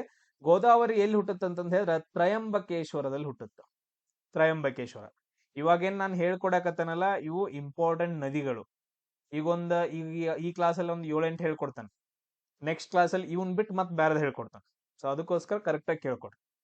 ತ್ರಯಂಬಕೇಶ್ವರ, ಗೋದಾವರಿ ನದಿಯಲ್ಲಿ ಹುಟ್ಟುತ್ತೆ, ತ್ರಯಂಬಕೇಶ್ವರದಲ್ಲಿ ಹುಟ್ಟುತ್ತೆ. ಸೇಮ್ ಅದೇ ತರ ನಮ್ದು ಇನ್ನೊಂದು ದೊಡ್ಡ ನದಿ ಬರುತ್ತೆ, ಕೃಷ್ಣಾ ನದಿ. ಕೃಷ್ಣಾ ನದಿ. ಈ ಕೃಷ್ಣಾ ನದಿ ಎಲ್ಲಿ ಹುಟ್ಟುತ್ತಾ? ಮಹಾಬಲೇಶ್ವರದಲ್ಲಿ. ಎಲ್ಲಿ ಹುಟ್ಟುತ್ತೆ ಅಂತಂದ್ ಹೇಳಿದ್ರೆ ಮಹಾಬಲೇಶ್ವರದಲ್ಲಿ ಹುಟ್ಟುತ್ತೆ. ನೆಕ್ಸ್ಟ್ ಇನ್ನೊಂದು ಯಾರೋ ಹೇಳಿದ್ರು ಕಾವೇರಿ ಅಂತಂತ ಹೇಳಿ. ಕಾವೇರಿ. ಇದು ಕಾವೇರಿ ಎಲ್ಲಿ ಹುಟ್ಟುತ್ತೆ ಅಂತಂದ್ ಹೇಳಿದ್ರೆ ತಲಕಾವೇರಿ ಒಳಗಡೆ ಹುಟ್ಟುತ್ತೆ. ಎಲ್ಲಿ ಹುಟ್ಟುತ್ತೆ? ತಲಕಾವೇರಿ ಒಳಗಡೆ ಕಾವೇರಿ ನದಿ ಹುಟ್ಟುತ್ತೆ. ಇವನ್ ಬಿಟ್ಟು ಇಂಪಾರ್ಟೆಂಟ್ ನದಿಗಳು ಯಾವ್ದು ಅಂತಂದ್ ಹೇಳಿದ್ರೆ ಒಂದು ನದಿ ಬರ್ತೈತಿ ಮಹಾನದಿ ಅಂತಂದ್ ಹೇಳಿ. ಯಾರೋ ಒಬ್ರು ಹೇಳಿದ್ರು ಮಹಾನದಿ. ಯಾಕೆ ಇಂಪಾರ್ಟೆಂಟ್ ಅಂತಂದ್ ಹೇಳಿದ್ರೆ ಇದಕ್ಕೊಂದು ಡ್ಯಾಮ್ ಕಟ್ಟಿದಾರಪ್ಪ. ಒಂದು ದೊಡ್ಡ ಡ್ಯಾಮ್ ಕಟ್ಟಿದಾರ. ಅದೇನಂತಂದ್ ಹೇಳಿದ್ರೆ ನಮ್ಮ ಇಂಡಿಯಾದ ಲಾಂಗೆಸ್ಟ್ ಡ್ಯಾಮ್, ಅದು ಅತಿ ಉದ್ದವಾದ ಡ್ಯಾಮ್ ಅಂತಂತ ಹೇಳ್ತೀವಿ. ಯಾವ್ದಾ? ಯಾರಾದ್ರೂ ಹೇಳ್ತಾರನ? ಯಾರಾದ್ರು? ಹೀರಾಕುಡ್ ಡ್ಯಾಮ್ ಅಂತಂದ್ ಹೇಳ್ತೀವಿ. Very good. ಹೀರಾಕುಡ್ ಡ್ಯಾಮ್. ಮಹಾನದಿಗೆ ಅಡ್ಡಲಾಗಿ ಒಂದು ಡ್ಯಾಮ್ ಕಟ್ಟಿದಾರ. ಅದೇ ಯಾವಂತಂದ್ ಹೇಳಿದ್ರೆ ಹೀರಾಕುಡ್ ಡ್ಯಾಮ್ ಅಂತಂದ್ ಹೇಳ್ತೀವಿ. ಲಾಂಗೆಸ್ಟ್ ನದಿ. ನಾನು ಆಗ್ಲೇ ಒಂದು ಹೇಳಿದ್ನಲ್ಲ, ಅತಿ ಎತ್ತರದ ಡ್ಯಾಮ್ ಅಂತಂದ್ ಹೇಳಿ. ಹೈಟ್ ದೊಳಗೆ ಅತಿ ಹೈಯೆಸ್ಟ್ ಎತ್ತರ ಐತಿ. ಆಗ್ಲೇ ನಾನು ಕ್ಲಾಸ್ ಮಾಡೋದ್ನ ಹೇಳಿದ್ನಲ್ಲ, ಯಾರಿಗಾದ್ರೂ ಕೇಳಿಸ್ಕೊಂಡ್ರಂತ? So okay, done. Tehri dam, Bhagirathi ನದಿಗೆ ಈ ಪ್ಲೇಸ್ ಅಲ್ಲಿ ಬರುತ್ತೆ. ಭಗೀರಥಿ ನದಿ, ತೆಹರಿ ಡ್ಯಾಮ್, ಇವು ನೆನ್ಪಿಡ್ಕೋಬೇಕು. ಎಸ್. ಅದಾದ ನಂತರ ನೆಕ್ಸ್ಟ್ ಇದು ನರ್ಮದಾ ನದಿ ಅಂತಂದ್ ಹೇಳಿ ಬರತ್ತೈತೆ. ನರ್ಮದಾ ನದಿ ಅಮರಕಂಟಕದಲ್ಲಿ ಹುಟ್ಟುತ್ತೆ. ಜಸ್ಟ್ ಅಷ್ಟೇ ನೆನ್ಪಿಟ್ಕೊಡ್ರಿ, ಅಮರಕಂಟಕದಲ್ಲಿ ಹುಟ್ಟುತ್ತೆ. ಇವನ್ ಬಿಟ್ರೆ ನೆಕ್ಸ್ಟ್ ಇನ್ನೂ ಇಂಪಾರ್ಟೆಂಟ್ ಆಗ್ತಾವ. ಅವುಗಳ ಬಗ್ಗೆ ನಾವು ನೆಕ್ಸ್ಟ್ ಕ್ಲಾಸ್ ಅಲ್ಲಿ ನೋಡ್ಕೊಳ್ಳೋಣ. ಇಲ್ಲ ಅಂತಂದ್ ಹೇಳಿದ್ರೆ ಮತ್ತ ಎಲ್ಲಾ ಹೋಗ್ಬಿಡ್ತಾವ. ಈಗ ಸಿಂಧು ನದಿ ಏನೈತಲ್ಲ ಅದನ್ನ ನಾವು ಆಮೇಲೆ ನೋಡ್ಕೊಳ್ಳೋಣ. ಸಿಂಧು ನದಿ ಏನೈತಲ್ಲ ಅದನ್ನ ಆಮೇಲೆ ನೋಡ್ಕೊಳ್ಳೋಣ. ಎಸ್. ನೆಕ್ಸ್ಟ್ ಕ್ವಶನ್ ನೋಡ್ರಿ. ಇಲ್ಲೇನಂತಂದ್ ಹೇಳಿದ್ರೆ ತೋಡಾ ಅಂತಂದ್ ಹೇಳಿ ಬರುತ್ತೆ. ತೋಡಾ ಜನಾಂಗ ಅಂತಂದ್ ಹೇಳಿ ಬರ್ತೈತೆ. ತೋಡಾ ಜನಾಂಗ. ಈ ತೋಡಾ ಜನಾಂಗ ಎಲ್ಲಿ ಕಂಡು ಬರ್ತೈತೆ ಅಂತಂದ್ ಹೇಳಿದ್ರೆ ತಮಿಳ್ನಾಡು ಒಳಗಡೆ ಕಂಡು ಬರ್ತಾರೆ. ತೋಡಾ ಜನಾಂಗ ಎಲ್ಲಿ ಕಂಡು ಬರುತ್ತೆ? ತಮಿಳ್ನಾಡು. ಇದು ತುಂಬಾ ಇಂಪಾರ್ಟೆಂಟ್ ಆಗಿರೋ ಒಂದು ಪಾಯಿಂಟ್ ಅಂತಂದ್ ಹೇಳ್ತೀವಿ.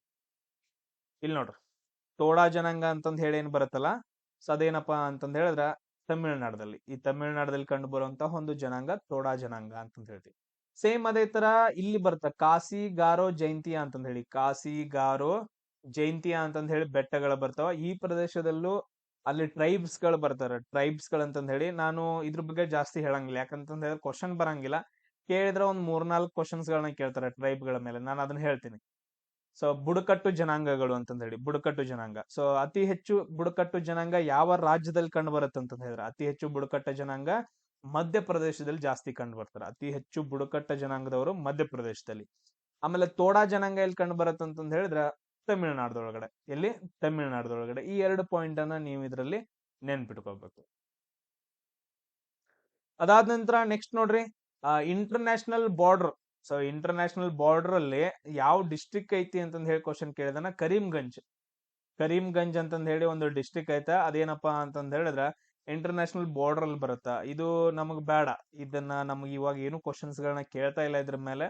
ಸೊ ಯಾವಾಗೋ ಕೇಳಿರೋ ಕ್ವಶನ್ ಹಿಂದಿನ ಕಾಲದಲ್ಲಿ. ಸೊ ಅದಕ್ಕೋಸ್ಕರ ಅದಷ್ಟೇ ಇರಲಿ. ನೆಕ್ಸ್ಟ್ ನೋಡ್ರಿ, ಜಾವಡಿ ಅನ್ನೋ ಒಂದು ಹಿಲ್ ಸ್ಟೇಷನ್ ಬರುತ್ತೆ. ಜಾವಡಿ ಅಂತಂದ್ ಹೇಳಿ ನೆನ್ಪಿಟ್ಕೊಡ್ರಿ. ಜಾವಡಿ ಅಂತಂದ್ ಹಿಲ್ ಸ್ಟೇಷನ್ ಅಂತಂದ್ ಹೇಳಿದ್ರೆ ಪರ್ವತ ಅಥವಾ ಬೆಟ್ಟ ಗುಡ್ಡ ಅಂತಂದ್ ಹೇಳ್ತೇವಲ್ಲ, ಜಾವಡಿ ಬೆಟ್ಟ. ನಾವು ಕನ್ನಡದಾಗ ಹೇಳ್ತೇವಲ್ಲ ಜಾವಡಿ ಬೆಟ್ಟ. ಜಾವಡಿ ಹಿಲ್ ಸ್ಟೇಷನ್ ಎಲ್ಲಿ ಕಂಡು ಬರೈತೆ ಅಂತಂದ್ ಹೇಳಿದ್ರೆ ಇದು ಕೂಡ ತಮಿಳುನಾಡಲ್ಲಿ ಕಂಡು ಬರುವಂತಹ ಒಂದು ಪ್ರದೇಶವಾಗೈತೆ, ಜಾವಡಿ ಹಿಲ್ಸ್. ಇಲ್ಲಿದಾವ್ ನೋಡ್ರಿ ಎಲ್ಲಾ ಹಿಲ್ಸ್ ಗಳನ್ನ ನಾನು ನಿಮ್ಗೆ ಇಲ್ಲಿ ಕೊಟ್ಟಿದ್ದೇನೆ. ನಿಮ್ಗೆ ಯಾವಾಗಾದ್ರೂ ಗೊತ್ತಿದಾವ ಹಿಲ್ಸ್ ಗಳು? ಯಾರಿಗಾದ್ರೂ ಗೊತ್ತಿರುವಂತ ಹಿಲ್ಸ್ ಗಳು?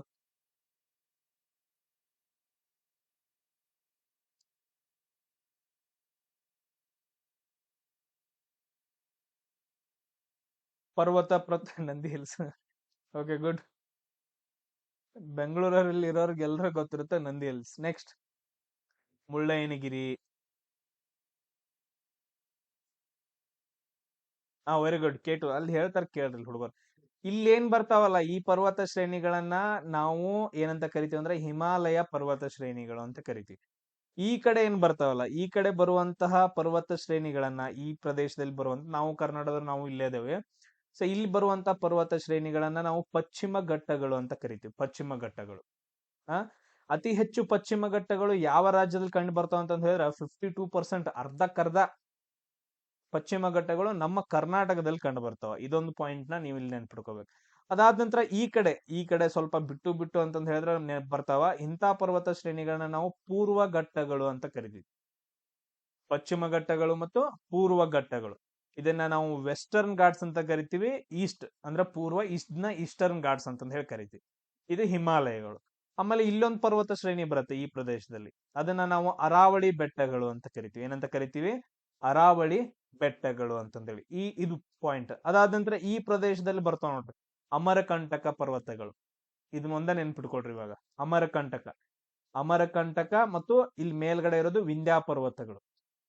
ವಿಂಧ್ಯ ಪರ್ವತ ಮತ್ತು ಅಮರಕಂಟಕ ಪರ್ವತಗಳು ಕಂಡು ಬರ್ತಾವಂತ. ಇಷ್ಟನ್ನ ನೀವು ನೆನ್ಪಿಟ್ಕೋಬೇಕು. ಆಮೇಲೆ ಆಗ್ಲೇ ಯಾರೋ ಹೇಳಿದ್ರಪ್ಪ ಕೇಟು ಅಂತಂದ ಹೇಳಿ. ಕೇಟು ಅನ್ನೋದೇನಿದು? ನಮ್ಮ ಭಾರತ ದೇಶದ ಅತಿ ದೊಡ್ಡ ಪರ್ವತ ಕೇಟು. ಕೇಟು ಏನಂತಂದ ಹೇಳಿದ್ರೆ ನಮ್ಮ ಭಾರತ ದೇಶದ ಅತಿ ದೊಡ್ಡ ಪರ್ವತ. ಕೆಲವೊಂದ್ ಜನ ಕಾಂಚನಜುಂಗ ಅಂತಂದ್ ಹೇಳ್ತಾರ, ಅದು ರಾಂಗ್. ಕಾಂಚನಜುಂಗ ಅಲ್ಲ. ಕೇಟು ಏನಂತಂದ್ ಹೇಳಿದ್ರ ಅತಿ ಎತ್ತರದ ಪರ್ವತ ಅಂತಂದ್ ಹೇಳ್ತೀವಿ. ಪ್ರಪಂಚದಲ್ಲಿ ಅಂತಂದ್ ಹೇಳಿದ್ರೆ ಈ ಕಡೆ ನೇಪಾಳ ಬರುತ್ತೆ. ಇಲ್ಲಿ ಪ್ರಪಂಚದ ಅಂತಂದ್ ಹೇಳಿದ್ರೆ ಈ ಪ್ರದೇಶದಲ್ಲಿ ಕಂಡು ಬರೋದು ಮೌಂಟ್ ಎವರೆಸ್ಟ್. ಮೌಂಟ್ ಎವರೆಸ್ಟ್ ಏನಂತಂದ್ ಹೇಳಿದ್ರೆ ಪ್ರಪಂಚದ ಅತಿ ಎತ್ತರದ ಪರ್ವತ ಅಂತಂದ್ ಹೇಳ್ತೀವಿ. ಆಮೇಲೆ ಇನ್ನೊಬ್ರು ಯಾರು ಹೇಳಿದ್ರು ಅನ್ನೈಮುಡಿ ಅಂತಂದ್ ಹೇಳಿದ್ರು. ಅನ್ನೈಮುಡಿ ಏನು? ಇದೇನಂತಂದ್ ಹೇಳಿದ್ರೆ ದಕ್ಷಿಣ ಭಾರತದಲ್ಲಿ ಕಂಡು ಬರುವಂತಹ ಅತಿ ಎತ್ತರದ ಪರ್ವತ. ಕೇರಳದಲ್ಲಿ ಕಂಡು ಬರುತ್ತೆ. Very good. ಕೇರಳದಲ್ಲಿ ಕಂಡು ಬರುತ್ತೆ. ಅನ್ನೈಮುಡಿ ಏನಂತಂದ್ ಹೇಳಿದ್ರೆ ಕೇರಳದಲ್ಲಿ ಕಂಡು ಬರುವಂತಹ ಪ್ರಶ್ನೆ ಆಗೈತೆ. ನೆಕ್ಸ್ಟ್ ಯಾರಾದ್ರೂ ಏನಾದ್ರು ಕ್ವಶನ್ಸ್ಗಳು?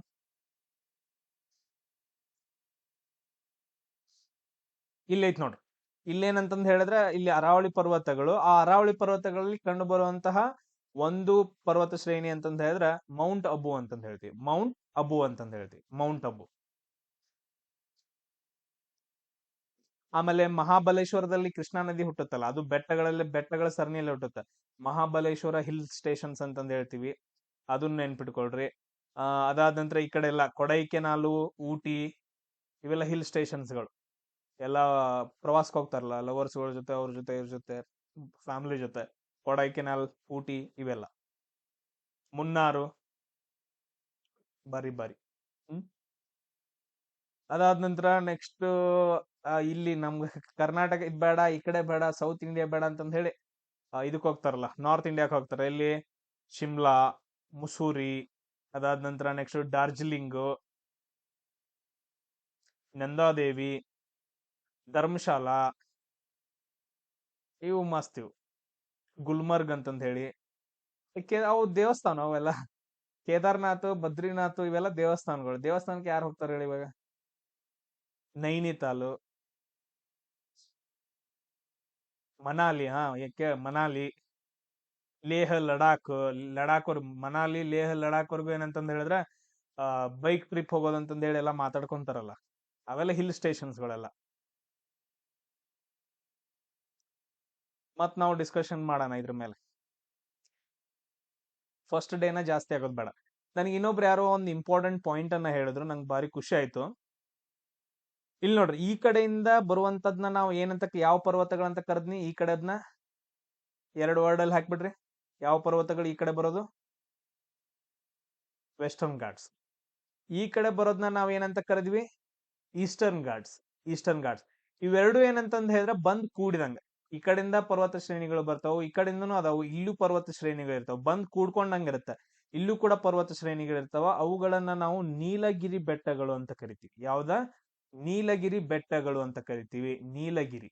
ಈ ನೀಲಗಿರಿ ಬೆಟ್ಟಗಳಲ್ಲೇ ಯಾರು ಕಂಡು ಬರ್ತಾರ ಅಂತಂದ್ ಹೇಳಿದ್ರೆ ತೋಡಾ ಬುಡಕಟ್ಟು ಜನಾಂಗ ಕಂಡು ಬರುತ್ತೆ. ನೀಲಗಿರಿ ಬೆಟ್ಟಗಳಲ್ಲಿ ಏನಂತಂದ್ ಹೇಳಿದ್ರೆ ತೋಡಾ ಬುಡಕಟ್ಟು ಜನಾಂಗ ಕಂಡು ಬರುತ್ತೆ. ಈ ನೀಲಗಿರಿ ಬೆಟ್ಟಗಳು ಎಲ್ಲಿ ಕಂಡು ಬರ್ತಾವ ಅಂದ್ರ ತಮಿಳುನಾಡು, ಕರ್ನಾಟಕ, ಸ್ವಲ್ಪ ಕರ್ನಾಟಕ, ಅದಾದ ನಂತರ ಕೇರಳ, ಈ ಮೂರು ರಾಜ್ಯಗಳಲ್ಲಿ ಏನಂತಂದ್ ಹೇಳಿದ್ರೆ ಕಂಡು ಬರ್ತಾವ ನೀಲಗಿರಿ ಬೆಟ್ಟಗಳು ಅಂತಂದ್ರೆ. ಸೊ ಈ ಪಾಯಿಂಟ್ ಅನ್ನ ಹಿಂಗ ನೀವು ಪಾಯಿಂಟ್ಸ್ ನಂಗೆ ಹೇಳಕತ್ರಿ ಅಂತಂದ್ ಹೇಳಿದ್ರೆ ಇನ್ನೂ ಎಕ್ಸ್ಪ್ಲನೇಷನ್ ಕೊಡ್ಬೋದು. ಅದಾದ ನಂತರ ನೆಕ್ಸ್ಟ್ ನೋಡ್ರಿ, ಗ್ರೀನ್ ರೆವಲ್ಯೂಷನ್ ಅನ್ನ ಯಾರು ಸ್ಟಾರ್ಟ್ ಮಾಡ್ತಾರೋ ಅಂತಂದ್ ಹೇಳಿ ನಾವು MS ಸ್ವಾಮಿನಾಥನ್ ಅಂತಂದ್ ಹೇಳ್ತೀವಿ. ಯಾರು? MS ಸ್ವಾಮಿನಾಥನ್ ಅಂತಂದ್ ಹೇಳಿ. ಇಲ್ಲಿ ಕೆಲವೊಂದು ಇಂಪಾರ್ಟೆಂಟ್ ಪಾಯಿಂಟ್ ಗಳು ಬರ್ತಾವ. ಈಗ ನಮ್ಮ ಇಂಡಿಯಾ ಬಂತು ಅಂತಂದ್ ಹೇಳಿದ್ರ ಇಲ್ಲಿ ಯಾಕೆ ಹಿಂಗಾಗತ್ತ ಅಂತ ಅದು ಇಂಪಾರ್ಟೆಂಟ್ ಅಲ್ಲ. 1962ರಲ್ಲಿ ನಾವು ನಾರ್ಮಲ್ ಆಗಿ ಇರ್ತೇವೆ. 1962ರಲ್ಲಿ ಚೀನಾ ಯುದ್ಧ ಆಗತ್ತೆ. ಚೀನಾ ಮತ್ತು ಭಾರತ ಯುದ್ಧ ಆಗತ್ತೆ. ನಮ್ಮ ಭಾರತ ದೇಶದವ್ರು ಸೋಲ್ತಾರೆ ಈ ಯುದ್ಧದಲ್ಲಿ. ಅದ್ರೊಳಗೂ ತುಂಬಾ ಲಾಸ್ ಆಗತ್ತೆ. ಇದು ಇಲ್ಲ ಅಂತಂದ್ ಹೇಳಿ ನಮ್ ಸೈಡ್ ಪಾಕಿಸ್ತಾನದಾರ 1965 ನಾವು ಬಂದ್ ಯುದ್ಧ ಮಾಡಾರ ನಿಮ್ ಜೊತೆ ಅಂತಂದ್ ಹೇಳಿ ಬರ್ತಾರ. ಪಾಕಿಸ್ತಾನ ಯುದ್ಧ ಆಗತ್ತೆ 1965ರಾಗ ಪಾಕಿಸ್ತಾನ ಯುದ್ಧ. ಪಾಕಿಸ್ತಾನದಾರ್ ಸೋಲ್ತಾರು, ಇಂಡಿಯಾದಾರ್ ಗೆಲ್ತಾರು. ಬಟ್ ಅದ್ರ ಹೆವಿ ಲಾಸ್ ಆಗುತ್ತೆ. ಒಂದ್ ಯುದ್ಧ ಆಗ್ಬೇಕಂತಂದ್ ಹೇಳಿದ್ರೆ ಹೆವಿ ಅಲ್ಲ. ಅದಾದ ನಂತರ ನೆಕ್ಸ್ಟ್ ಇದಾದ ನಂತರ 1966-67 ಟೈಮ್ ಅಲ್ಲಿ ಕರೆಕ್ಟ್ ಆಗಿ ಮಳಿನ ಆಗಂಗಿಲ್ಲ ನಮ್ಮ ಭಾರತ ದೇಶದಾಗ. ಹೆವಿ ಬರಗಾಲ ಬೀಳುತ್ತ.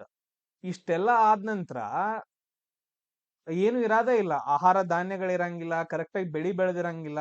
ಇಡೀ ಹೋಲ್ ಇಂಡಿಯಾ ಜನರಲ್ ಏನಪ್ಪಾ ಅಂತಂದ್ ಹೇಳಿದ್ರ ಪ್ರಾಪರ್ ಆಗಿ ಫುಡ್ ಇರಂಗಿಲ್ಲ. ತಿನ್ನೋಕ್ ಕೂಡ ಏನಂತಂದ್ ಹೇಳಿದ್ರೆ ಆಹಾರದ ಗತಿ ಇರಂಗಿಲ್ಲ. ಅದೇ ಟೈಮಲ್ಲಿ ಎರಡನೇ ಪ್ರಧಾನಿ ಲಾಲ್ ಬಹದ್ದೂರ್ ಶಾಸ್ತ್ರಿ ಇರ್ತಾರಲ್ಲ, ಅವ್ರ ಏನ್ ಮಾಡ್ತಾರ ಅಂತಂದ್ ಹೇಳಿದ್ರೆ ಸೋಮವಾರ ದಿನ ಉಪವಾಸ ಇರ್ತಾರೆ. ಇಡೀ ಹೋಲ್ ಇಂಡಿಯಾ ಎಲ್ಲ ಅಂತಂದ್ ಹೇಳಿದ್ರೆ ಸೋಮವಾರ ದಿನ ಉಪವಾಸ ಇರೋಣ ಅಂತಂದ್ ಹೇಳಿ ಉಪವಾಸ ಇರ್ತಾರ. ಸೊ ಅಂತ ಸಿಚುವೇಶನ್ಗಳು ಬಂದಿದಾವ. ಸೊ ಆ ಟೈಮಲ್ಲಿ ನಮ್ಮ ವಿಜ್ಞಾನಿಗಳು ಬೇರೆ ದೇಶದಲ್ಲಿ ಏನೋ ಮಾಡ್ತಿರ್ತಾರ ಅಂತಂದ್ ಹೇಳಿ, ಅಂದ್ರೆ ಬೇರೆ ವರ್ಲ್ಡ್ ಅಲ್ಲಿ ಯಾರಪ್ಪ ಅಂತಂದ್ ಹೇಳಿದ್ರೆ ಗೋಧಿ ಬೆಳೆಯನ್ನ ಜಾಸ್ತಿ ಸ್ವಲ್ಪ ಏರಿಯಾದಾಗ ಬೆಳಿಬೇಕು. ಸ್ವಲ್ಪ 1 ಎಕರೆ ಅನ್ಕೊಳ್ರಿ, 1 ಎಕರೆ ಒಳಗಡೆ ಬೆಳಿಬೇಕು. ಬಟ್ ಆದ್ರೆ ಗೋಧಿ ಏನಂತಂದ್ ಹೇಳಿದ್ರೆ ಫುಲ್ ಸ್ಟ್ರಾಂಗ್ ಇರ್ಬೇಕು. ಅದಾದ ನಂತರ ಜಾಸ್ತಿ ಬೆಳಿಬೇಕು.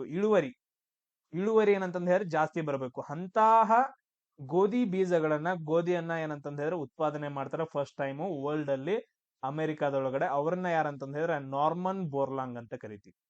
Norman Borlaug. ಸೊ ಪ್ರಪಂಚದಲ್ಲಿ ಗ್ರೀನ್ ರೆವಲ್ಯೂಷನ್, ಕೃಷಿಗೆ, ಗೋಧಿ ಉತ್ಪಾದನೆ, ಭತ್ತ ಉತ್ಪಾದನೆಗೆ ಹೆಸರು ಮಾಡಿದಂತಹ ವ್ಯಕ್ತಿ ಯಾರಂತಂದ್ ಹೇಳಿದ್ರೆ ನಾರ್ಮನ್ ಬೋರ್ಲಾಂಗ್. ಇವ್ರಿಗೆ ನೊಬೆಲ್ ಪ್ರೈಸ್ ಸಿಗುತ್ತೆ. ಇವ್ರನ್ನ ನೋಡ್ಕೊಂಡ್ಬಿಟ್ಟು ಇವ್ರನ್ನ ಏನಪ್ಪಾ ಅಂತಂದ್ ಹೇಳಿದ್ರ ಅನುಕರಣೆ ಮಾಡ್ಕೊಂಡು ನೆಕ್ಸ್ಟ್ ಏನ್ ಮಾಡ್ತಾರ ಅಂತಂದ್ ಹೇಳಿದ್ರ ನಮ್ಮ ಭಾರತ ದೇಶದೊಳಗಡೆ MS ಸ್ವಾಮಿನಾಥನ್ ಅವ್ರ ಏನ್ ಮಾಡ್ತಾರಂದ್ರ ಗೋಧಿ, ಭತ್ತ ಬೆಳೆಯುವ ಅಂದ್ರೆ ಅತಿ ಹೆಚ್ಚು ಇಳುವರಿ ಕೊಡುವಂತಹ ಬೀಜಗಳನ್ನ ಕಂಡು ಹಿಡಿದ್ಬಿಟ್ಟು ನಮ್ಮ ಭಾರತ ದೇಶದಲ್ಲಿ ಕೊಡ್ತಾರ. ಎಲ್ಲಿ ಕೊಡ್ತಾರ ಅಂತಂದ್ ಹೇಳಿದ್ರೆ ಫಸ್ಟ್ ಪಂಜಾಬ್, ಉತ್ತರ ಪ್ರದೇಶ, ಬಿಹಾರ, ವೆಸ್ಟ್ ಬೆಂಗಾಲ್ ಈ ರಾಜ್ಯಗಳಲ್ಲಿ ಕೊಡ್ತಾರ. ಈ ರಾಜ್ಯಗಳಲ್ಲಿ ಇಳುವರಿ ಜಾಸ್ತಿ ಆಗತ್ತ. ಗೋಧಿಯನ್ನ ಜಾಸ್ತಿ ಬೆಳಿತಾರ. ಆಮೇಲೆ ಎಲ್ಲಾ ರಾಜ್ಯಗಳಿಗೆ ಸ್ಪ್ರೆಡ್ ಮಾಡ್ಬಿಟ್ಟು ಎಲ್ಲಾ ಕಡೆ ಕಳಿಸ್ಬಿಟ್ಟು ಅವಾಗಿನ ಬರಗಾಲವನ್ನ ಕಮ್ಮಿ ಮಾಡ್ಕೊಂತಾರ. ಇದು ಏನಂತಂದ್ ಹೇಳಿದ್ರೆ ಸ್ಟೋರಿ. ಅಂದ್ರೆ ಹೆಚ್ಚಿನ ಇಳುವರಿ ಬರ್ಬೇಕು ಅಂತಂದ್ ಹೇಳಿ ಒಂದು ರೆವಲ್ಯೂಷನ್ ಸ್ಟಾರ್ಟ್ ಆಗತ್ತೆ. ಅದು ಗ್ರೀನ್ ರೆವಲ್ಯೂಷನ್ ಅಂತಂದ್ ಹೇಳ್ತೀವಿ. ಸೊ ಈ ಪಾಯಿಂಟ್ಸ್ ಗಳನ್ನ ನೆನ್ಪಿಡ್ಕೋ. ಸೇಮ್ ಅದೇ ತರ ಕೆಲವೊಂದು ಪಾಯಿಂಟ್ಸ್ ಗಳು ಬರ್ತಾವ ನೋಡ್ರಿ. ಬ್ಲಾಕ್ ರೆವಲ್ಯೂಷನ್ ಅಂತಂದ್ ಹೇಳಿ ಬರುತ್ತೆ. ಬ್ಲಾಕ್, ಈಗ ಪೆಟ್ರೋಲ್ ಡೀಸೆಲ್ ಕಲರ್ ಹೆಂಗಿರ್ತೈತಿ ಜಸ್ಟ್ ಇಮ್ಯಾಜಿನೇಷನ್ ಮಾಡ್ಕೊಳ್ರಿ. ಎಲ್ರು ಗಾಡಿಗಳಿಗೆ ಹಾಕಿರ್ತೀರಿ. ಪೆಟ್ರೋಲ್ ಮತ್ತು ಡೀಸೆಲ್ ಕಲರ್ ಹೆಂಗಿರ್ತೈತಿ ಕನ್ನಡದಾಗ ಹೇಳ್ರಿ ನಡೀತಿ.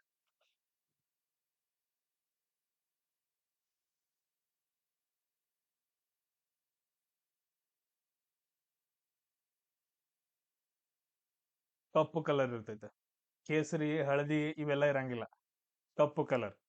ಬಟ್ ಆದ್ರೆ ಅದು ಫ್ಲೂಯಿಡ್ ಸ್ಟೇಟ್ ಅಲ್ಲಿರೋದ್ರಿಂದ ಮೇಲ್ಗಡೆಯಿಂದ ಏನಪ್ಪಾ ಅಂತಂದ್ ಹೇಳಿದ್ರೆ ಬೆಳಕು ಬೀಳ್ತಾ ಇರೋದ್ರಿಂದ ಬೇರೆ ಬೇರೆ ಕಲರ್ಗಳು ನಿಮ್ಗೆ ಕಾಣಿಸ್ತಾವ. ಕಪ್ಪು colour, black colour. Petrol, diesel ಅಥವಾ ಪ್ರಾಡಕ್ಟ್ ಗಳಾಗಿರ್ಬೋದು ಎಲ್ಲ ಬ್ಲಾಕ್ ಕಲರ್ ಇರ್ತಾವ. ಮಸಿ ಹತ್ತೈತಿ ಅಂತಂದ್ ಹೇಳ್ತಾರಲ್ಲ, ಡೀಸೆಲ್ ಹಚ್ಚಿದ ನಂತರ ಮಸಿ ಹತ್ತೈತಿ ನೋಡಪ್ಪ ಅಂತಂದ್ ಹೇಳಿ ಕೈ ತೊಳ್ಕೊತಿರ್ಲಿಲ್ಲ. ಪೆಟ್ರೋಲಿಯಂ ಕಪ್ಪು. ಸೊ ಅದಕ್ಕೋಸ್ಕರ ಅದನ್ನ ನಾವು ಬ್ಲಾಕ್ ರೆವಲ್ಯೂಷನ್ ಅಂತಂದ್ ಹೇಳ್ತೀವಿ. ಏನಂತ ಕರಿತೀವಿ ಅಂದ್ರೆ ಪೆಟ್ರೋಲಿಯಂ ಜಾಸ್ತಿ ಪ್ರೊಡಕ್ಷನ್ ಮಾಡೋದಾಗಿರ್ಬೋದು, ಯೂಸ್ ಮಾಡೋದಾಗಿರ್ಬೋದು, ಈ ತರ ಬ್ಲಾಕ್ ರೆವಲ್ಯೂಷನ್. ನೆಕ್ಸ್ಟ್ ಅದಾದ ನಂತರ ನೆಕ್ಸ್ಟ್ ನೋಡ್ರಿ ಫಿಶ್. ಅದಾದ ನಂತರ ಸಾಗರ ಉತ್ಪನ್ನಗಳಾಗಿರ್ಬೋದು, ಸಾಗರ ರಿಲೇಟೆಡ್ ಅಂದ್ರೆ ಓಷಿಯನ್ಸ್, ಸಮುದ್ರದ ರಿಲೇಟೆಡ್ ಏನೇ ಬಂದ್ರು ಕೂಡ ಅದಕ್ಕೊಂದು ರೆವಲ್ಯೂಷನ್. ಅಂದ್ರೆ ಫಿಶ್ ಉತ್ಪಾದನೆ ಜಾಸ್ತಿ ಮಾಡ್ಬೇಕು ಅಥವಾ ಅದ್ರದಲ್ಲಿರೋ ಕೆಲವೊಂದು ಬರ್ತಾವ. ಸಾಗರ ಯಾರ್ಯಾರು ಸೈಡ್ ಇದಾರಲ್ಲ, ಇದ್ರ ಸೈಡ್ ನಿಮ್ಗೆ ಗೊತ್ತಿರ್ತೈತೆ. ಈಗ ಪೋರ್ಟ್ ಗಳಾಗಿರ್ಬೋದು, ಬೋಟಿಂಗ್ ಆಗಿರ್ಬೋದು, ಸಾಗರ್ ರಿಲೇಟೆಡ್ ಏನೇನ್ ಬರೈತಲ್ಲ ಅದ್ರದ್ದೆಲ್ಲ ಉತ್ಪಾದನೆ ಜಾಸ್ತಿ ಆಗ್ಬೇಕು ಅಂತಂದ್ ಹೇಳ್ಬಿಟ್ಟು ಒಂದು ರೆವಲ್ಯೂಷನ್ ಕ್ರಾಂತಿಯನ್ನ ಸ್ಟಾರ್ಟ್ ಮಾಡ್ತಾರೆ. ಈಗ ಸಮುದ್ರದ ನೀರ್ ಹೆಂಗಿರ್ತೈತಿ? ಫಿಶ್ ಸಮುದ್ರದ ನೀರೆಲ್ಲ ಹೆಂಗಿರ್ತೈತಿ? ನಿಮ್ಗೆ ಹೆಂಗ್ ಕಾಣಿಸುತ್ತೆ? Blue colour ಕಾಣಿಸ್ತೈತಿ. ಸೊ ಅದಕ್ಕೋಸ್ಕರ ಅದನ್ನ ನಾವು ಬ್ಲೂ ರೆವಲ್ಯೂಷನ್ ಅಂತ ಹೇಳಿ ಕರಿತೀವಿ. ಈಗ ನೋಡ್ರಪ್ಪ, ಲೆದರ್ ಬರ್ತೈತಿ. ಲೆದರ್ ಅಂತಂದ್ ಹೇಳಿದ್ರೆ ಚರ್ಮ ಯಾವ್ದು ಕಲರ್ ಇರ್ತೈತಿ? ಚರ್ಮ ಬ್ರೌನ್ ಕಲರ್ ಇರ್ತೈತೆ. ಗೋಧಿ ಬಣ್ಣ, ಬ್ರೌನ್ ಕಲರ್. ಹ ಅದಕ್ಕೋಸ್ಕರ ಅದನ್ನ ಬ್ರೌನ್ ರೆವಲ್ಯೂಷನ್ ಅಂತಂದ್ ಕರೆದ್ರು.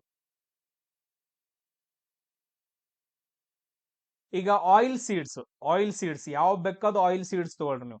ಅಂದ್ರ ಎಣ್ಣೆ ಬೀಜಗಳು ಯಾವ ಬೇಕಾದ ಎಣ್ಣೆ ಬೀಜಗಳನ್ನ ತಗೊಳ್ರಿ. ಅವೆಲ್ಲ ಯಾವ ಕಲರ್ ಇರ್ತಾವ?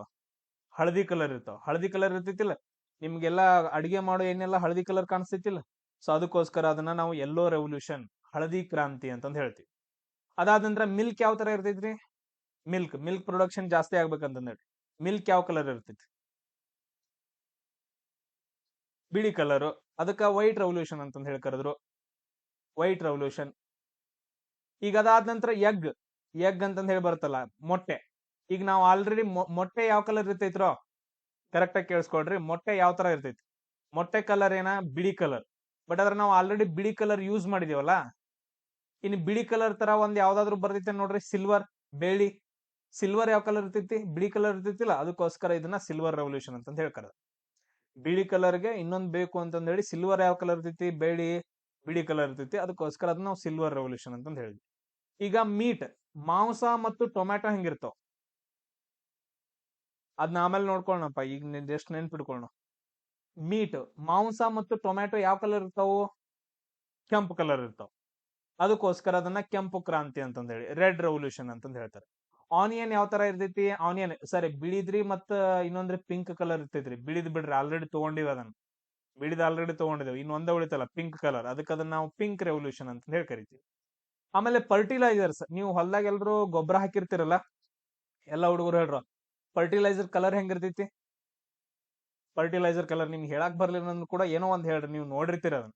ಆ ಕಲರ್ ಏನಂತ ಕರಿತಾರ ಅದಕ್ಕೆ? ಸರ್ ಕರಿದು ಇರಂಗಿಲ್ರಿ, ಅಷ್ಟು ಬಿಳಿದು ಇರಂಗಿಲ್ರಿ, ನಡು ಇರ್ತೈತಲ್ರಿ ಅದನ್ನ. ಹ ಬೂದು ಬಣ್ಣ ಅಂತ ಹೇಳ್ತೀವಿ ಅದನ್ನ. ಬೂದು ಬಣ್ಣ. ಇದಂದ್ರೆ ಗ್ರೇ ರೆವಲ್ಯೂಷನ್ ಅಂತಂದ್ ಹೇಳ್ತೀವಿ. ಬೂದು ಬಣ್ಣ, ಗ್ರೇ. ಹಾ ಎಸ್, ಅದು ಲೋಕಲ್ದಾಗ ಅದು ಕಟಿ ಕಲರ್ ಅಂತಂದೇಳಿ. ಅದಾದ ನಂತರ ಫುಡ್ ಗ್ರೈನ್ಸ್ ಎಲ್ಲಾ ಫುಡ್. ಸೊ ಗೋಧಿ ಆಗಿರ್ಬೋದು, ಭತ್ತ ಆಗಿರ್ಬೋದು, ಮೆಕ್ಕೆಜೋಳ ಆಗಿರ್ಬೋದು, ಇವೆಲ್ಲ ಯಾವ ಕಲರ್ ಇರ್ತಾವು?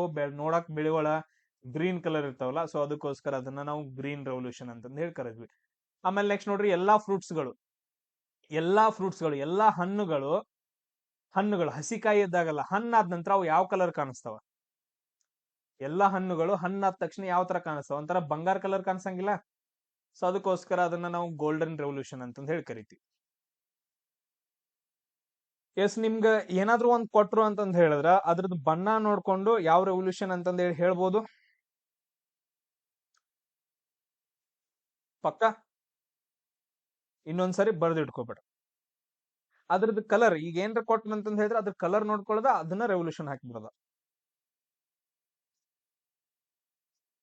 ಅದಾದ ನಂತರ ನೆಕ್ಸ್ಟ್ ಕ್ವಶನ್, ಫ್ರಾನ್ಸ್ ಮೊದಲಿನ ರಾಜ ಯಾರು ಅಂತಂದ್ ಹೇಳಿ. ಫ್ರಾನ್ಸ್ಕ್ ಒಬ್ಬ ರಾಜ ಬರ್ತಾನ. ಮೊದಲಿನ ರಾಜ, ಫಸ್ಟ್ ರಾಜ ಯಾರು ಅಂತಂದ್ ಹೇಳಿ ಕೇಳಿದ್ರ ಅವನ ಹೆಸರು ಏನಂತಂದ್ ಹೇಳಿದ್ರ ನೆಪೋಲಿಯನ್ ಅಂತಂದ್ ಹೇಳ್ತೀವಿ. ಸೊ ಅದ್ರ ಬಗ್ಗೆ ನಾವು ಜಾಸ್ತಿ ಏನು ಡಿಸ್ಕಷನ್ ಬೇಡ. ಅದಾದ ನಂತರ ಬ್ಲಾಕ್ ಪೆಪ್ಪರ್ ಅಂತಂದ್ ಹೇಳಿ ಬರುತ್ತೆ. ಬ್ಲಾಕ್ ಪೆಪ್ಪರ್ ಅಂತಂದ್ ಹೇಳಿದ್ರೆ ಕರಿಮೆಣಸು. ನಮ್ಮ ದೇಶದಲ್ಲಿ ಕರಿಮೆಣಸು ಯಾವ ರಾಜ್ಯದಲ್ಲಿ ಜಾಸ್ತಿ ಪ್ರೊಡಕ್ಷನ್ ಮಾಡ್ತಾರ ಅಂತಂದ್ ಹೇಳಿ. ಸೊ ಕರಿಮೆಣಸನ್ನ ಅತಿ ಹೆಚ್ಚು ಎಲ್ಲಿ ಮಾಡ್ತಾರ ಅಂತಂದ್ ಹೇಳಿದ್ರೆ ಕರ್ನಾಟಕದೊಳಗಡೆ ಮಾಡ್ತಾರ. ಕರ್ನಾಟಕದೊಳಗಡೆ.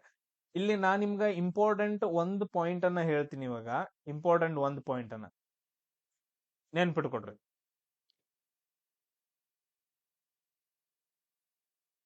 ಎಸ್, ಇಲ್ಲಿ ನೋಡ್ರಿ, ಇದು ಇಂಡಿಯಾ ಹಿಂಗೈತೇನೆ, ಇರ್ಲಿ. ಈಗ ಯಾವುದೇ ತರ ಮಸಾಲೆ ಪದಾರ್ಥಗಳನ್ನ ಕೇಳಿದ್ರು ಅಂತಂದ್ ಹೇಳಿದ್ರೆ, ಯಾವುದೇ ರೀತಿ ಮಸಾಲೆ ಪದಾರ್ಥಗಳನ್ನ ಕೇಳಿದ್ರು ಅಂತಂದ್ ಹೇಳಿದ್ರೆ ಎರಡು ರಾಜ್ಯಗಳು, ಒಂದು ಕರ್ನಾಟಕ ಆಗಿರ್ಬೇಕು, ಇಲ್ಲ ಅಂತಂದ್ ಹೇಳಿದ್ರೆ ಕೇರಳ ಆಗಿರ್ಬೇಕು. ಜಾಸ್ತಿ ಕೇರಳ ಅಥವಾ ಕರ್ನಾಟಕ, ಈ ಎರಡು ರಾಜ್ಯದಲ್ಲಿ ಹಾಕೋಬೇಕು ನೀವು. ಸೊ ಇದನ್ನ ನೀವು ಎಲ್ಲ ಅಂತಂತ ಹೇಳಿದ್ರೆ ನೆನ್ಪಿಟ್ಕೋಬೇಕು. ಅದಾದ ನಂತರ ಕೆಲವೊಂದು ಪಾಯಿಂಟ್ಸ್ ಗಳನ್ನ ನಾನು ನಿಮ್ಗೆ ಹೇಳಿರ್ತೇನೆ, ಅವುಗಳನ್ನ ನೀವು ಏನಂತಂದ ಹೇಳಿದ್ರೆ ನೋಡ್ಕೊಂಡ್ಬಿಡ್ರಿ. ಇದೇನಿದು?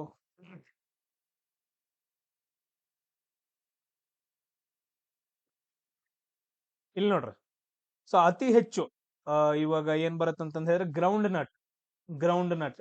ನಿಮ್ಗೆಲ್ರು ಗೊತ್ತಾ ಈ ಕಡೆ ಯಾವ ಕಡೆ ಅಂತಂದ್ ಹೇಳಿದ್ರೆ ಬೆಂಗಳೂರು ಕಡೆ ಏನ್ ಮಾಡ್ತಾರ ಅಂತಂದ್ ಹೇಳಿದ್ರೆ ಗ್ರೌಂಡ್ ನಟ್ ನ ಕಡ್ಲೆಕಾಯಿ ಅಂತ ಕರೀತಾರ. ಸೊ ಉತ್ತರ ಕರ್ನಾಟಕ ಕಡೆ ಅದನ್ನ ನಾವ್ ಏನಂತ ಕರಿತೀವಿ ಅಂದ್ರೆ ಶೇಂಗಾ ಅಂತ ಕರಿತೀವಿ, ಶೇಂಗಾ. ಸೊ ಗ್ರೌಂಡ್ ನಟ್ ಅನ್ನ ಅತಿ ಹೆಚ್ಚು ಯಾವ ರಾಜ್ಯದಲ್ಲಿ ಜಾಸ್ತಿ ಬೆಳಿತಾರ ಅಂತಂದ್ ಹೇಳಿದ್ರೆ ಗುಜರಾತ್ ಒಳಗಡೆ ಅತಿ ಹೆಚ್ಚು ಎಲ್ಲಿ ಬೆಳಿತಾರ, ಗುಜರಾತ್ ಒಳಗಡೆ. ಅದಾದ ನಂತರ ಮಸ್ಟರ್ಡ್ ಅಂತಂದ್ ಹೇಳಿ ಬರುತ್ತೆ, ಮಸ್ಟರ್ಡ್. ಮಸ್ಟರ್ಡ್ ಮಸ್ಟರ್ಡ್ ಅಂತಂದ್ ಹೇಳಿದ್ರೆ ರಾಗಿ ಅಂತಂದ್ ಹೇಳ್ತೀವಲ್ಲ, ಮಸ್ಟರ್ಡ್. ಸೊ ಅದನ್ನ ನಾವು ರಾಜಸ್ಥಾನದಲ್ಲಿ ಅತಿ ಹೆಚ್ಚು ಬೆಳಿತಾರ, ರಾಜಸ್ಥಾನದಲ್ಲಿ ಅತಿ ಹೆಚ್ಚು ಬೆಳಿತಾರ. ಅದಾದ ನಂತರ ಸೋಯಾಬೀನ್ ಕೇಳಿದಿರಿ ಎಲ್ರು, ಸೋಯಾಬೀನ್. ಸೋಯಾಬೀನ್ ಸೋಯಾಬೀನ್ ಅನ್ನ ಜಾಸ್ತಿ ಎಲ್ಲಿ ಬೆಳಿತೀರಿ, ಎಣ್ಣೆ ಯೂಸ್ ಮಾಡಿ, ಎಣ್ಣೆ ಇದು ಮಾಡ್ತಾರ, ಅದರಿಂದ ಸೋಯಾಬೀನ್ ಅನ್ನ ಜಾಸ್ತಿ ಮಧ್ಯಪ್ರದೇಶದಲ್ಲಿ ಬೆಳಿತಾರ. ಅದಾದ ನಂತರ ಕಾಟನ್. ಕಾಟನ್ ಅಂತಂದ್ ಹೇಳಿದ್ರೆ ಹತ್ತಿ. ಅತಿ ಹೆಚ್ಚಿಲ್ಲ ಅಂತಂದ್ ಹೇಳಿದ್ರೆ ಮಹಾರಾಷ್ಟ್ರದೊಳಗಡೆ ಅತಿ ಹೆಚ್ಚನ್ನ ಬೆಳಿತಾರ. ನಾನು ನಮ್ ದೇಶದಷ್ಟ ಮಾತಾಡ್ತೇವೆ. ಈಗ 2025 ಪ್ರಕಾರ ಅತಿ ಹೆಚ್ಚು ಹತ್ತಿಯನ್ನ ಬೆಳೆಯೋದು ನಮ್ಮ ಭಾರತ ದೇಶ, ಚೀನಾ ಅಲ್ಲ. ಇವಾಗ 2025 ಪ್ರಕಾರ ಅತಿ ಹೆಚ್ಚು ಹತ್ತಿಯನ್ನ ಬೆಳೆಯೋದು ಭಾರತ ದೇಶ, ಚೀನಾ ಅಲ್ಲ, ಚೇಂಜ್ ಆಗಿದೆ. ಅದಾದ ನಂತರ ಇದು ಉತ್ತರ ಪ್ರದೇಶ, ಸುಗರ್ ಕೇನ್. ಅತಿ ಹೆಚ್ಚು ಸುಗರ್ ಕೇನ್, ಕಬ್ ಅಂತ ಹೇಳ್ತೀವರಲ್ಲ, ಸುಗರ್ ಕೇನ್, ಕಬ್. ಅತಿ ಹೆಚ್ಚು ಕಬ್ಬನ್ನ ಎಲ್ಲಿ ಬೆಳಿತಾರ ಅಂತಂದ ಹೇಳಿದ್ರ ಉತ್ತರ ಪ್ರದೇಶದಲ್ಲಿ ಅತಿ ಹೆಚ್ಚು ಕಬ್ಬನ್ನ ಬೆಳಿತಾರ. ಸೇಮ್ ಇನ್ನೊಂದು ಅಲ್ಲೇ ಗೋಧಿಯನ್ನು ಕೂಡ ಅತಿ ಹೆಚ್ಚು ಅಲ್ಲೇ ಬೆಳಿತಾರ, ಗೋಧಿಯನ್ನ ವೀಟ್ ಅಂತಂದ್ ಹೇಳ್ತೀವಲ್ಲ, ಅತಿ ಹೆಚ್ಚು ಅಲ್ಲೇ ಬೆಳಿತಾರ. ಆಮೇಲೆ ರೈಸ್, ಭತ್ತ. ಭತ್ತ ಎಲ್ರು ಗೊತ್ತೈತಿ, ಭತ್ತ, ರೈಸ್ ತಿಂದಿರಲ್ಲ ಎಲ್ರು.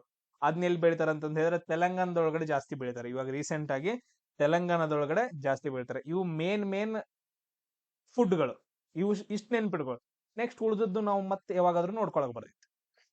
ಅದಾದ ನಂತರ LOC ಅಂತಂದ್ ಹೇಳಿ ಬಂತಲ್ಲ, ಇದೇನು LOC ಅಂತಂದ್ ಹೇಳಿದ್ರೆ ಲೈನ್ ಆಫ್ ಕಂಟ್ರೋಲ್ ಅಂತಂದ್ ಹೇಳ್ತೀವಿ. LOC ಅಂತಂದ್ ಹೇಳಿದ್ರೆ ಲೈನ್ ಆಫ್ ಕಂಟ್ರೋಲ್ ಅಂತಂದ್ ಹೇಳ್ತೀವಿ. ಇಲ್ಲಿ ನೀವು ನೋಡ್ರಿ, ಇದೇನಪ್ಪಾ ಅಂತಂದ್ ಹೇಳಿದ್ರೆ ನಮ್ಮ ಭಾರತ ದೇಶ ಅಂತಂದ್ ಹೇಳಿದ್ರೆ ನಾರ್ಮಲ್ ಆಗಿ ಈ ತರ ಇರ್ತಿತ್ತು ಎಲ್ಲಾನು. ಏನಂತಂದ್ ಹೇಳಿದ್ರೆ ಈ ಕಡೆ ಪಾಕಿಸ್ತಾನ ಇತ್ತು.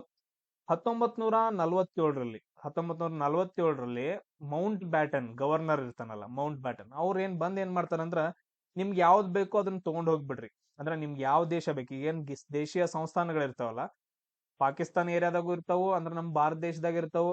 ನಿಮ್ಗೆ ಯಾವ ದೇಶಕ್ಕೆ ಸೇರ್ಬೇಕು ಆ ದೇಶಕ್ಕೆ ಸೇರ್ರಿ. ಪಾಕಿಸ್ತಾನಕ್ಕೆ ಸೇರ್ಬೇಕಂದ್ರೆ ಪಾಕಿಸ್ತಾನಕ್ಕೆ ಸೇರ್ರಿ. ಅದಾದ ನಂತರ ನೀವು ಇಂಡಿಯಾಕ್ ಸೇರ್ಬೇಕಂದ್ರೆ ಇಂಡಿಯಾಕ್ ಸೇರ್ರಿ ಅಂತಂದ್ ಹೇಳಿ ಹಿಂಗೊಂದು ರೂಲ್ ತಗೊಂಬಂದ್ಬಿಡ್ತಾರ, 1947 ಆಕ್ಟ್ ಅಂತಂದ್ ಹೇಳ್ತೇವಲ್ಲ. ಸೊ ಅದ್ರ ಪ್ರಕಾರ ಈ ಕಡೆ ಇರೋರೆಲ್ಲ ಪಾಕಿಸ್ತಾನ ಸೇರ್ತಾರ, ಉಳ್ದವರೆಲ್ಲ ಏನಂತಂದ್ ಹೇಳಿದ್ರೆ ನಮ್ಮ ಭಾರತವನ್ನ ಸೇರ್ತಾರ. ಇವ್ರೇನ್ ಮಾಡ್ತಾರ, ನಮ್ಗೆ ಅಷ್ಟ ಸಾಕಂಗಿಲ್ಲ ಅಂತಂದ್ ಹೇಳಿ 1947-48 ಟೈಮಲ್ಲಿ ಪಾಕಿಸ್ತಾನದವರು ನಮ್ಮ ದೇಶದ ಮೇಲೆ ಅಟ್ಯಾಕ್ ಮಾಡ್ತಾರ. ಸೊ ಇಲ್ಲಿ ಒಂದೇ ಏನಂತಂದ್ ಹೇಳಿದ್ರೆ ಒಂದು ಪ್ರದೇಶ, ಅದನ್ನ ನಾವ್ ಏನ್ ಹೇಳ್ತೀವಿ ಅಂದ್ರೆ ಜಮ್ಮು ಕಾಶ್ಮೀರ್ ಪ್ರದೇಶ. ಅವ್ ರಾಜ ಇರ್ತಾನಲ್ಲ ಹರಿಸಿಂಗ್, ಅವ್ ಒಪ್ಕೊಳಂಗಿಲ್ಲ ಎಲ್ಲೂ ಸೇರಾಕ. ಇವನ್ ಸಂಬಂಧ ಏನಾಗತ್ತ ಅಂತಂದ್ ಹೇಳಿದ್ರೆ ಪಾಕಿಸ್ತಾನದವ್ರು ಬಂದ್ ಅಟ್ಯಾಕ್ ಮಾಡ್ತಾರ, ನೀ ಬಂದ್ ಸೇರಿಲ್ಲ ಅಂದ್ರೆ ನಿನ್ ಕೊಲ್ತೇವ ಅಂತಂದ್ ಹೇಳಿ. ಅವಾಗ ರಾಜ ಹರಿಸಿಂಗ್ ಏನ್ ಮಾಡ್ತಾನ ಅಂತಂದ್ ಹೇಳಿದ್ರೆ ಜವಾಹರ್ಲಾಲ್ ನೆಹರು ಹತ್ರ ಬಂದು ಹೆಲ್ಪ್ ಕೇಳ್ತಾನ. ಅವಾಗ ಜವಾಹರ್ಲಾಲ್ ನೆಹರು ಹೆಲ್ಪ್ ಮಾಡ್ತಾನ. ಅವಾಗ ನಮ್ಮ ಆರ್ಮಿ ಹೋಗುತ್ತಾ, ಅಷ್ಟ್ರೊಳಗಡೆ ಕೆಲವೊಂದು ಪ್ರದೇಶಗಳನ್ನ ವಶಪಡಿಸ್ಕೊಂಡ್ ಬಿಟ್ಟಿರ್ತಾರ ಪಾಕಿಸ್ತಾನದ, ಅವ್ರು ರಿಟರ್ನ್ ಹೋಗಂಗಿಲ್ಲ. ಸೊ ಅಲ್ಲಿ ಏನಂತಂದ್ ಹೇಳಿದ್ರೆ ಅವ್ರ ಇದ್ದಲ್ಲೇನ ಒಂದು ಬಾರ್ಡರ್ ನ ಹಾಕ್ತಾರ. ಆ ಬಾರ್ಡರ್ ಯಾವ್ದಂತಂದ್ ಹೇಳಿದ್ರೆ ಅದನ್ನ ನಾವು LOC ಅಂತ ಕರಿತೀವಿ. LOC, line of control. So ಅದನ್ನ ನಾವು ಇಂದಿಲ್ ನಾಳೆ ತಗೊಂತೀವಿ, ಅವ್ರನ್ನ ಹಿಂದೆ ಓಡಿಸ್ತೀವಿ, ಬಟ್ ಅದ್ರ ಲೈನ್ ಆಫ್ ಕಂಟ್ರೋಲ್ ಅದಾಯ್ತು. ಅದಾದ ನಂತರ 1962 ಚೀನಾದವರು ಬಂದು ಏನಂತಂದ್ರೆ ನಮ್ಮ ಭಾರತ ದೇಶ ಮೇಲೆ ದಾಳಿ ಮಾಡಿ ಇಷ್ಟು ಪ್ರದೇಶವನ್ನು ವಶಪಡಿಸ್ಕೊಂಡಾರ. ಸೊ ಅಲ್ಲಿ ಏನಂತಂದ್ರೆ ಒಂದು ಬಾರ್ಡರ್ ಹಾಕಿದಾರ, ಒಂದು ಪೀಸ್ ಆಗಿ ಅಗ್ರಿಮೆಂಟ್ ಆಗಿ, ಅದನ್ನ ನಾವು LAC ಅಂತ ಕರಿತೀವಿ, line of actual control. LAC ಅಂತಂದ ಹೇಳಿ. ಈ ಚೀನಾದವರು ಏನ್ ಅಕ್ವೈರ್ ಮಾಡ್ಕೊಂಡಿದಾರಲ್ಲ ಈ ಪ್ರದೇಶವನ್ನ ಅಕ್ಸೈ ಚಿನ್ ಅಂತ ಕರೀತಾರ. ನಿಮ್ಗೆ ಹೆಂಗ್ ಬರ್ಕೋಬೇಕು ಹಂಗ್ ಬರ್ಕೊಡ್ರಿ, ಅಕ್ಸೈ ಚಿನ್ ಅಂತ ಕರೀತಾರ. ಈ ಪಾಕಿಸ್ತಾನದಾರ ಅಕ್ಯುಪೈ ಮಾಡ್ಕೊಂಡಿರೋದನ್ನ ನಾವು ಪಾಕ್ ಅಕ್ಯುಪೈಡ್ ಕಾಶ್ಮೀರ್ ಅಂತಂದ್ ಹೇಳ್ತೀವಿ, POK ಅಂತ ಕರಿತೀವಿ.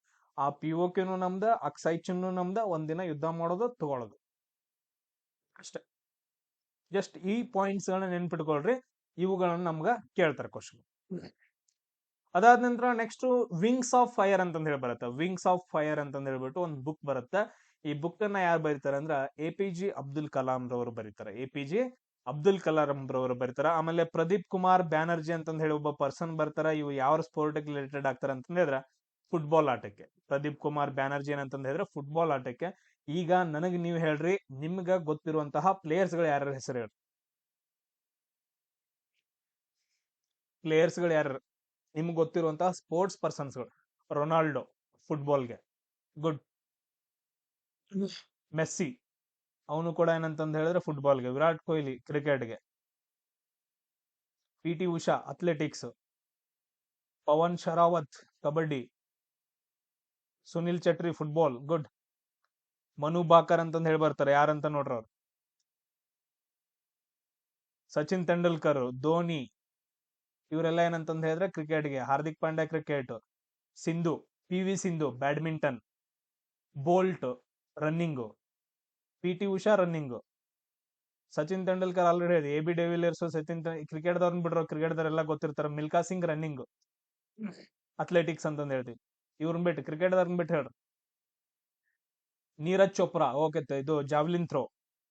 ನೀರಜ್ ಚೋಪ್ರಾ. ಅಭಿನವ್ ಬಿಂದ್ರಾ ಅಂತಂದ್ ಹೇಳಿ ಬರ್ತಾರ, ಶೂಟರ್. ಅಭಿನವ್ ಬಿಂದ್ರಾ. ಆಮೇಲೆ ನೆಕ್ಸ್ಟ್ ಇನ್ನೊಬ್ರು ಚೆಸ್ಗೆ ಬರ್ತಾರಲ್ಲ, chess important. Gukesh, very good.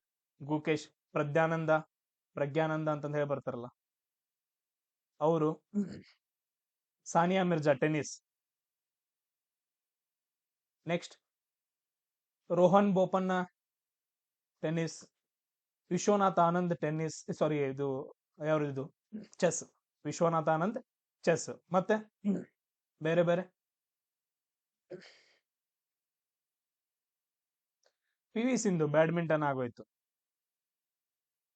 ಇಷ್ಟ ನೆನಪಿದಾವ. ಕ್ರಿಕೆಟ್ದವ್ರನ್ನ ಬಿಟ್ಟು ಏನಂತಂದ್ ಹೇಳಿದ್ರೆ ಇನ್ನೂ ಇನ್ಫಾರ್ಮೇಶನ್ ಅನ್ನ ಕಲೆಕ್ಟ್ ಮಾಡ್ಕೊಳ್ಳೋಣ. ಸೊ ಇದೇನಂತಂದ್ ಹೇಳಿದ್ರೆ ಇವತ್ತಿನ ಕ್ಲಾಸ್